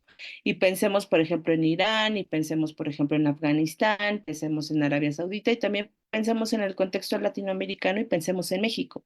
¿Qué pasa y cómo viven las mujeres en estos diferentes contextos? ¿Son las mismas luchas políticas? ¿Es el mismo nivel de politización al que están, digamos, expuestas las mujeres? De alguna u otra forma hay contextos diferenciados y eso nos lleva a entender que la realidad de estas mujeres es diferente en cada uno de estos contextos. Después, esta otra teórica de la que ya había hablado Indira, ¿no? En donde pues en realidad sí, ¿no? O sea, en Occidente siempre se pensó a Fátima como parte de este movimiento de feminismo islámico, realmente nunca, digamos, se reivindicó en esta categoría, ¿no? De análisis, sino más bien ella decía, pues las mujeres tienen que luchar y las mujeres y la experiencia que yo he tenido como dentro de una familia musulmana, ha sido totalmente diferente a lo que yo veo y el imaginario y la narrativa europea que hay sobre las mujeres. Entonces también pensar cómo a raíz de estos encuentros que hay entre las culturas uno se da cuenta realmente pues el imaginario que los otros dibujan sobre nosotros mismos, ¿no? O sea, si nos pensamos como mexicanos y mexicanas, cuál es el imaginario que hay en los estadounidenses sobre cómo somos, ¿no? Estas figuras o estos clichés que hay la identidad de las diferentes nacionalidades, es cierta hasta qué punto, ¿no? A veces es algo muy irrisorio, ¿no? Pero desafortunadamente hasta que no lo confrontas de manera real, pues te puedes dar cuenta e ir desajustando, ir detallando que hay cosas que no son como parecen, ¿no? Entonces, en esta construcción de imaginario, Fátima Mernissi tiene un libro que se llama La arena en Occidente, en donde habla, pues exponen, ¿no? Toda la situación del harén, de cómo se vivía, de ella, pues en realidad nunca había una privacidad, no era un espacio de goce, no es que las mujeres en ese espacio fueran mujeres pasivas, al contrario, no eran mujeres que de alguna u otra forma buscaban formarse a través de la música, la literatura, la danza. Entonces, ¿por qué no? O sea, ella se cuestiona y dice, ¿por qué desde Europa siempre nos como unas mujeres pasivas cuando realmente nunca ha sido así, ¿no? Más bien una construcción histórica sobre nuestro papel y que eso tiene que ver con una visión política también, ¿no? Del contexto histórico. Y después estos otros dos textos de los que también hizo referencia Indira sobre Saba Mahmood y Dila Lujot, en donde ambas pues nos ayudan a entender un poco el contexto de la modernidad y cómo también pues el proceso postcolonial vino a poner entre cruce a estas sociedades para tratar entonces realmente de erigir una identidad, ¿no? Nacional y también una identidad local que pudiera ser un referente para contrarrestar todas las políticas que había habido de parte de los occidentales o de este proceso colonial, que no fue como muy fácil para estas sociedades y que no ha sido fácil reponerse a todo este proceso, ¿no? Digamos, pues de constante, de alguna u otra forma, intervención y cuestionamiento sobre quién eres tú. Saba Mahmoud, por otro lado, pues, refiere a esta cuestión de las mujeres en el Cairo, la reivindicación del uso del velo en las mezquitas, la enseñanza entre los propios círculos de mujeres para entender la cuestión de la generación de una identidad que realmente sirva como un referente a eso que todo el tiempo te está cuestionando, ¿no? Qué difícil estar argumentando todo el tiempo al otro quién eres tú, ¿no? Y si eso del velo te hace menos o más musulmán, o si te oprime o no te oprime. Entonces, hay una situación que dicen ambas autoras, son discusiones que antes no teníamos, ¿no? O sea, que no era necesario traer a la discusión porque no pasaba y porque no se daban estos referentes identitarios en los que tú te tienes que posicionar y entonces tienes que decidir si a lo mejor usas el velo para tener una reivindicación religiosa o no lo usas, ¿no? Independientemente de que te sientas muy musulmana, ¿no? Como el hecho de tener, como si el hecho de tener una vestimenta ya nos definiera, ¿no? Para siempre y por siempre. Entonces, bueno, a la luz de estas autoras vienen otras autoras mucho más modernas, más contemporáneas, que también ya Indira mencionó, solamente voy a retomar el trabajo de Shirin Abdi sobre la cárcel del feminismo islámico hacia un pensamiento islámico decolonial, en el que ella de alguna u otra forma pues nos hace ver, ¿no? Con mucha más frescura quizá que ya estos textos que son un poco, digamos, de otros tiempos, qué es lo que está pasando, ¿no? Y cuál es, digamos, la episteme que hay ahí para reconocernos, qué es lo que ha hecho la academia, cómo se han dado, digamos, este recurso metodológico, recurso teórico para hablar sobre las mujeres y sobre las mujeres musulmanas, ¿no? Entonces dice ella, pues hay que de alguna u otra forma erigir otro discurso, y eso es cierto, ¿no? La forma en la que tú erijas otro discurso y en el que te identifiques también con ese discurso, pues vas a poder contrarrestar unas narrativas que son que han estado históricamente y de manera permanente en nuestros imaginarios y en las cosas que nos llegan de allá afuera y de lo que de alguna u otra forma pues, los medios de comunicación se alimentan, ¿no? Porque tenemos pues que los medios de comunicación muy pocas veces tienen posturas críticas y analíticas que nos lleven al detalle de realmente entender qué es lo que pasa con las mujeres en estos contextos, ¿no? Entonces ella dice, pues hay que tener una lectura anticapitalista, antipatriarcal, antisexista, antirracista, anticlerical, sobre lo que realmente está pasando en el discurso hegemónico de Occidente y como ya dijo Indira, ¿no? En Europa también principalmente, para poder cuestionarnos realmente qué es lo que está pasando al interior de nuestras sociedades, para poder posicionarnos y para poder generar otro tipo de conocimiento que nos ayude a pensarnos a nosotros mismos. Entonces, con base en estas, digamos, teóricas, con estas activistas y también con lo que ya todo lo que Indira mencionó, quiero hablar de tres casos específicos que se remontamos a la Ciudad de México y por eso titulé a mi exposición de los imaginarios a la acción, ¿no? Si realmente pensamos a estas mujeres en otros contextos, ¿no? Y de otras formas posibles, pues nos vamos a dar cuenta que hay otras luchas que se están dando y que son necesarias observar en el contexto específico en el que se dan. Y hablo, por ejemplo, de qué es lo que pasa con las comunidades aquí en México, ¿no? De las comunidades musulmanas.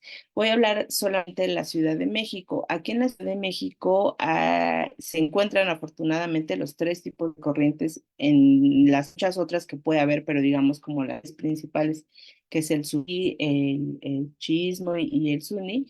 Hay varias comunidades aquí en la Ciudad de México, ¿no? Una de estas comunidades, que es la comunidad sufí en México, que se llama Orden Sufí Halveti Yerraji, está liderada por una mujer, ¿no? Que se llama Aminat Lima.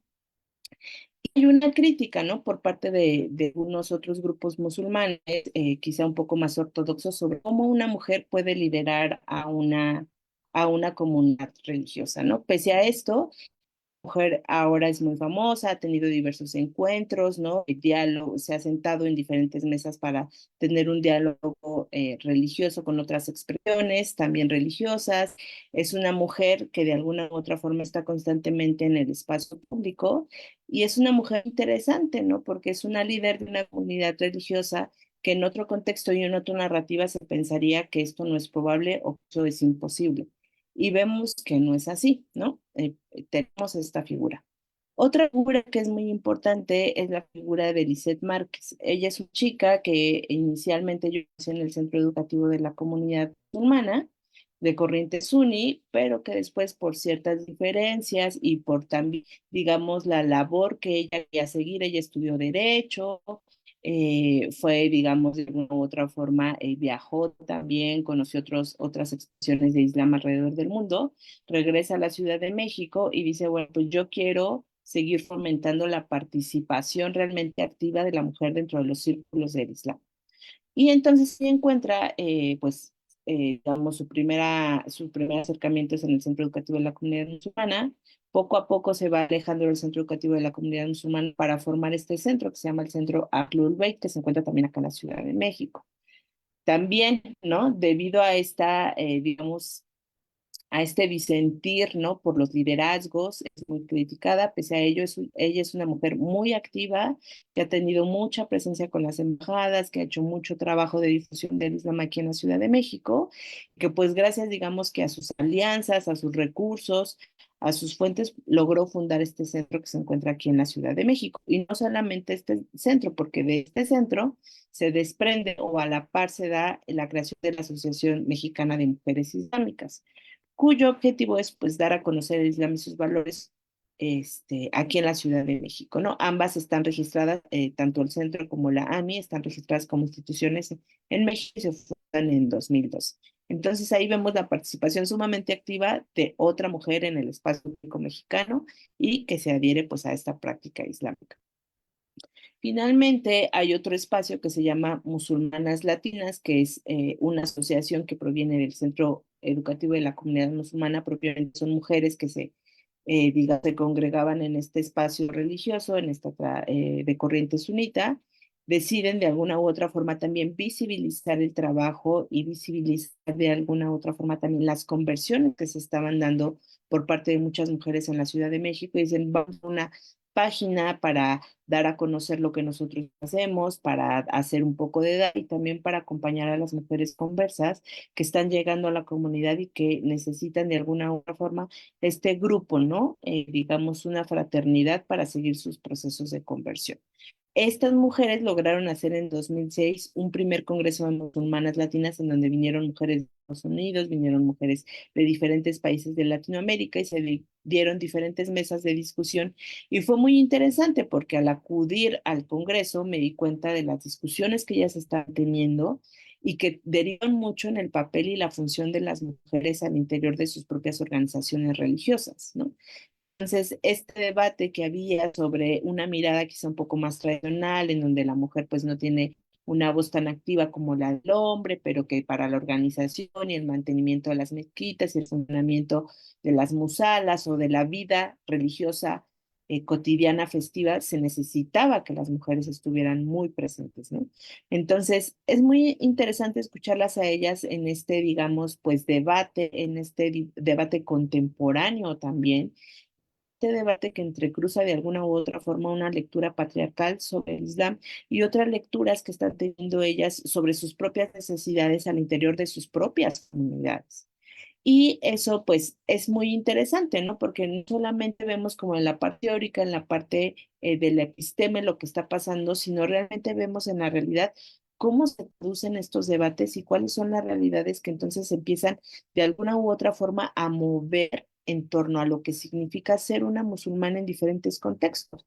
Seguramente que las luchas de estas mujeres no son las mismas que las luchas que se tienen que emprender en Afganistán o que se han emprendido en Arabia Saudita, o recordemos pues todo el movimiento que se dio con lo que se llamó las primeras árabes, ¿no? Las mujeres en el Cairo saliendo a la calle, manifestándose de alguna u otra forma, y toda esta situación, ¿no? Como de repensarlas a ellas en esos espacios públicos y muy politizados. Y es muy interesante, ¿no? O sea, la discusión que se ha dado en torno al papel de las mujeres, que siempre ha estado ahí, ¿no? No es que históricamente no estuvieran presentes, no es que estuvieran relegadas, sino que sí han estado ahí, pero que ha habido una visión, una lectura patriarcal y además una visibilización patriarcal de ellas. Es decir, hay que dejarlas ahí, hay que decir que están oprimidas, hay que decir que son violentadas. No es que no haya, ¿no? En muchos contextos es así, pensemos en Afganistán, pero también pensémonos a nosotras mismas, ¿no? En nuestros propios contextos. También somos violentadas, muchas veces somos invisibilizadas. La propia academia, de alguna u otra forma, pues también, ¿no? Es un espacio también de lucha, ¿no? Entonces, a los ojos de esta situación, yo digo, pues vayamos de la imaginación a la acción, ¿no? O sea, ¿qué imaginario, qué nos han hecho imaginar sobre estas mujeres? ¿Cuál es el imaginario que tenemos y cuál es realmente la acción de estas mujeres en sus diferentes contextos para poder pensarlas realmente en realidades que son muy diversas, ¿no? Y las realidades son tan diversas como el nivel de participación que tienes que tener, ¿no? O sea, salir, actuar en el espacio público, quedarte en tu casa, ¿no? O esta no diferenciación, o sea, ni el espacio público te da, digamos, todos los referentes para hacer una lucha consistente, por decirlo de alguna forma, ni en el espacio privado, porque siempre estamos teniendo luchas en todos los espacios, ¿no? En nuestros espacios domésticos, en nuestros espacios académicos, en nuestros espacios públicos siempre estamos teniendo ahí como microluchas, ¿no? Para de alguna u otra forma, pues también ganar estos espacios, ¿no? En aras, pues, de tener un mejor y pleno desarrollo para las mujeres. Y pues es el mensaje que yo quería traerles hoy día y compartir con ustedes. En este sentido, pues es importante, vuelvo al punto, ir a los contextos específicos, acercarnos con las personas para conversar con ellas y observar realmente qué son sus luchas, es necesario también de construir los discursos generalizadores y aproximarnos a la creación de estudios concretos, ¿no? Porque las generalizaciones no nos llevan, digamos, a nada bueno, ¿no? Y también, pues, pensar en la recreación de las propuestas religiosas en contextos diferentes para comprender en qué medida los grandes paradigmas se cumplen o se reconfiguran, ¿no? Esta cuestión como también de repensar a los géneros en estos espacios domésticos de las familias a la mejor musulmanas que se asientan en nuestro territorio es otro tema interesante, ¿no? Y que también tiene que ver pues con esta luz que estamos dando no solo a las mujeres que practican o tienen a la espiritualidad en específico, se sienten creyentes, ¿no?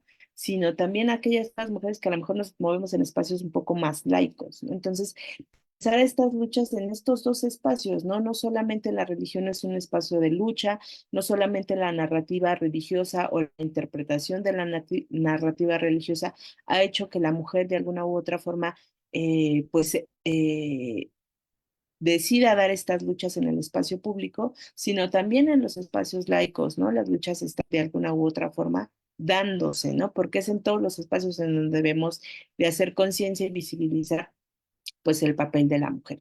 Y termino con esta fotito que se usó, ¿no? En algún momento por los medios de comunicación para la cuestión de las revoluciones, ¿no? De las primaveras árabes, de esta mujer, ¿no? Abanderando como una lucha de todo lo que estaba ahí en el aire, repensándose, ¿no? Repensando pues, a las categorías que de alguna u otra forma Occidente ha creado para mirar a estas regiones y que pues también nos, de alguna u otra forma nos interpela, ¿no? Porque de nosotros también se ha creado un imaginario y nosotros también de alguna u otra forma hemos tenido que, digamos, repensar la identidad a la luz de estos debates que se están dando en la esfera nacional y en la esfera transnacional. Y pues con eso quería terminar y muchas gracias por su escucha. Muchísimas gracias, Yatsiri.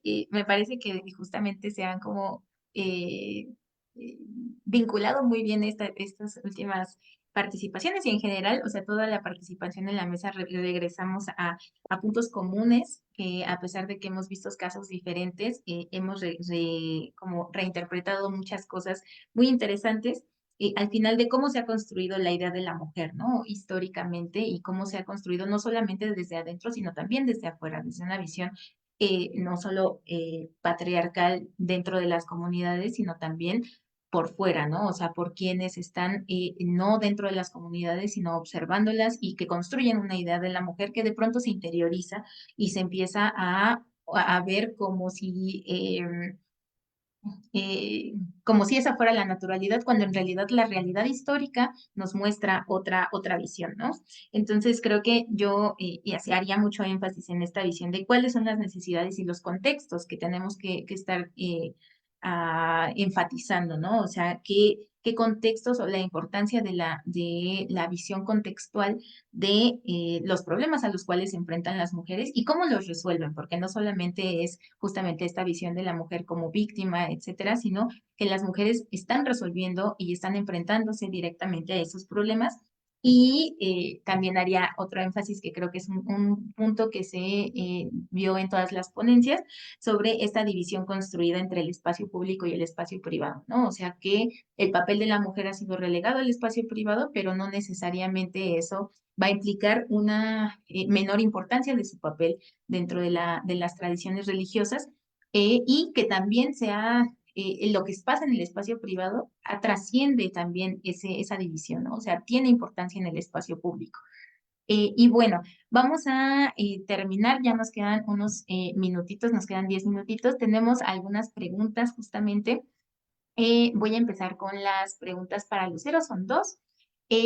Sobre los elementos de los altares, ¿podrías hablarnos sobre los vínculos y símbolos que tienen relación con las mujeres? Y la segunda, en estos inicios del siglo XX, ¿hay algún punto político o social que apoyara la aceptación o invitara al rechazo al hinduismo? Si pudiéramos hacerlo en unos 3 minutitos, estaría perfecto para dar paso a las preguntas para las otras Ok, ponentes. Muchísimas gracias. sí, muchas gracias, muchas gracias a las personas que hicieron preguntas. En primer lugar, pues acuérdense que en el hinduismo no podemos como generalizar, ¿no? Sobre qué tiene relación con las mujeres, porque en realidad pues sí, en toda la cuestión mitológica, pues podemos hablar sobre, no sé, Shiva Shakti, Lingam Yoni, lo femenino, lo masculino, Vishnu, Lakshmi, pero en el caso que yo estoy estudiando, y voy a compartir un poquito la pantalla, ya que me preguntaron en específico de los altares, en los casos que yo presenté, es porque directamente yo le pregunté a los actores, ¿no? Cómo es que ellos interpretaban este tipo de divinidades o de presencias divinas en sus propios altares domésticos. Si vemos aquí, por ejemplo, tenemos divinidades masculinas en su gran mayoría, que es Ganesha, Krishna, Shiva, por ejemplo, en esta que es muy regional, que se llama Unilla Mataji, que es una divinidad del norte de India, y también a Lakshmi, a esta idea de la diosa madre, ¿no? Que te protege, que te cuida, muy parecido a lo que en el catolicismo mexicano sería la Virgen de Guadalupe, ¿no?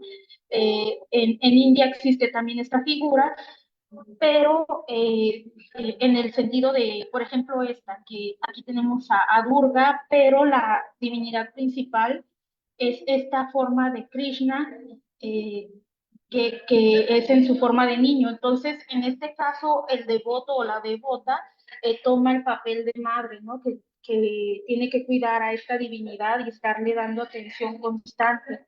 Eh, Porque al mismo tiempo, en otras tradiciones hindúes, por ejemplo, el devoto toma el papel de Radha cuando se adora a Krishna y es una adoración y un fervor religioso que es igual al que se describe a Radha en los textos sagrados, como en el Gita Govinda o en la Bhagavad Gita, ¿no? Entonces eso depende mucho de los creyentes.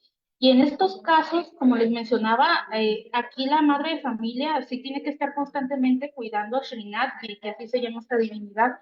Entonces, a cada momento hay que estar abriendo la puerta del altar y estar bañándolo o ofreciéndole alimentos. Y si se dan cuenta, todos los altares domésticos tienen al menos alguna divinidad femenina porque se atribuye esta cualidad de madre, ¿no? A ver, también me preguntaban sobre a ver, al principio del siglo XX. Es bastante complicado, al menos de la migración india a México, porque en ese entonces todavía había un tinte bastante orientalista, ¿no? De cómo se trataba a los migrantes indios o en general a los asiáticos en México. Y al menos a los que venían de India se les englobaba a todos como indostano-británico, ¿no? Entonces no se hacía como cierta separación de que este es Sikh, este es hindú, este viene del sur de India, este viene de Nepal, este viene de Pakistán, porque en esa época, acuérdense que todavía no era independiente India, no había partición, no había Bangladesh, no había Pakistán, entonces a todos se les englobaba como hindúes británicos. Y, y esto de aceptar o de condenar el hinduismo no era tanto por una cuestión religiosa, sino por una cuestión política, porque en ese entonces, a principios del siglo XX, había mucha migración hacia California, en San Francisco, que era donde se estaba gestando el movimiento Dada, y pues muchos de estos Sikhs que se iban al norte se quedaban a trabajar allá, entonces enviaban dinero a India, hacían estas redes para que más indios se vinieran a América, y pues a Estados Unidos no le convenía porque tenían mucha mano de obra barata, ¿no? Y pues había ciertos conflictos ahí. Entonces hubo ciertos datos de diplomáticos o datos que hay en archivo, en donde se describe cómo el gobierno de Estados Unidos está mandando al gobierno de México para que detenga estas migraciones, ¿no? Antes de que lograran llegar a Estados Unidos. Y, y, y pues más bien por cuestiones fenotípicas, a veces ellos lograban pasar desapercibidos porque los confundían con personas del sur de México. Y hasta la fecha, a veces en entrevistas eso también me dicen.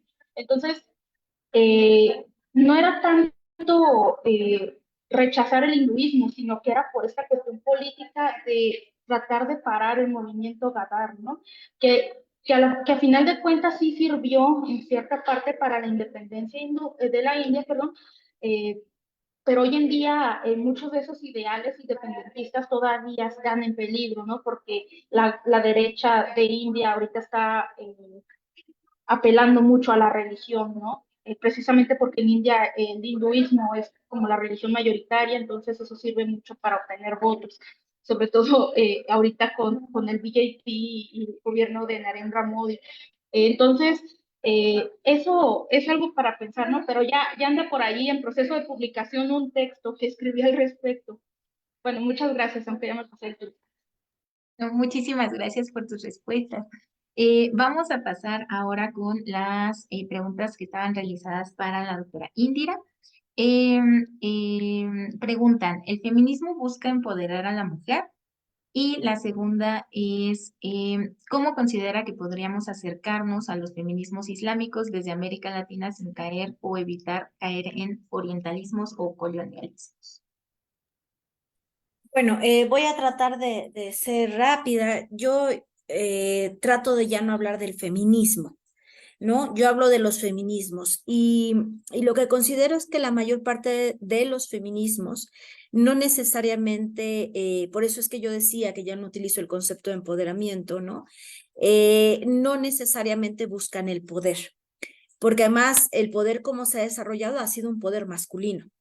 Entonces, buscar un poder que ha sido masculino, pues sería una contradicción. Yo creo más bien que los feminismos, y lo decía, y bueno, voy a retomar lo que Hatsiri mencionaba, los feminismos en realidad tienen que ver con las necesidades de mujeres en espacios que están situados, ¿no? Habría que situarlos. ¿Por qué? Porque las necesidades son diferentes y además apelan también a diferentes cosmovisiones. Un feminismo chicano no es igual que un feminismo negro, no es igual que feminismos de pueblos originarios o feminismos musulmanes, si es que lo podemos llamar de esa manera, ¿no? O los podemos llamar de esa manera, sino que dependen de las necesidades que las mujeres tengan. Por supuesto que la mayor parte, no, si no, yo diría todos, ¿no?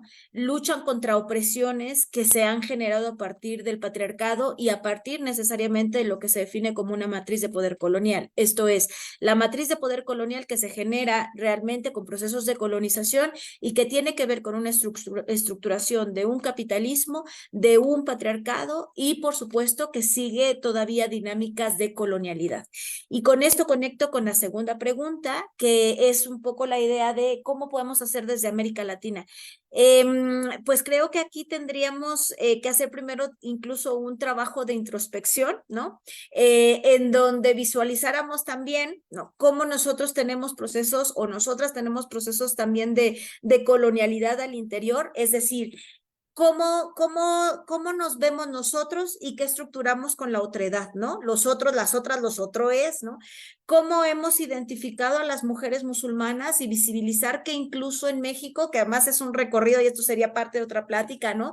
Muy interesante, ¿no? Decía Lucero cómo se ha visto a los indios, a las indias en México y por supuesto que tenemos visiones orientalistas muy arraigadas, porque tiene que ver desde cómo se especificaron los viajes hechos por hombres en el siglo XIX, específicamente a lugares como Medio Oriente, norte de África, pero también diría Hatsiri, podemos hablar incluso del sudeste de Asia, ¿no? Y cómo se veían estas percepciones que siempre están trianguladas por Europa y por legaciones que estaban en Europa y posteriormente, bueno, que se convierten en embajadas o incluso en visitas de hombres religiosos, ¿no? O que iban a Jerusalén.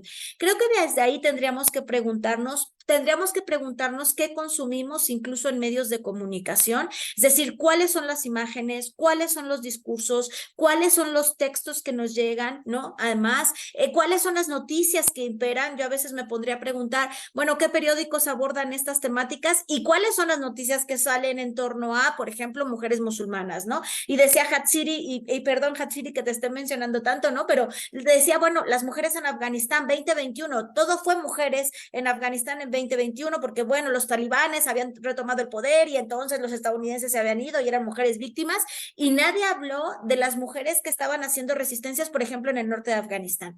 Creo que tendríamos que empezar a hacer introspección. Segundo, visualizar cuáles son nuestros marcos referenciales y algo muy importante, empezar a leer y a escuchar las voces de las mujeres musulmanas, que eso a veces no lo hacemos porque hacemos triangulaciones. Entonces yo lo dejaría ahí y creo que eso nos ayudaría un poco para desorientalizar, por supuesto, número uno, y descolonizar, pero no solamente desde la parte de las visiones de las mujeres, sino incluso descolonizar epistémicamente hablando, ¿no? Y bueno, lo dejo por ahí. Muchas gracias.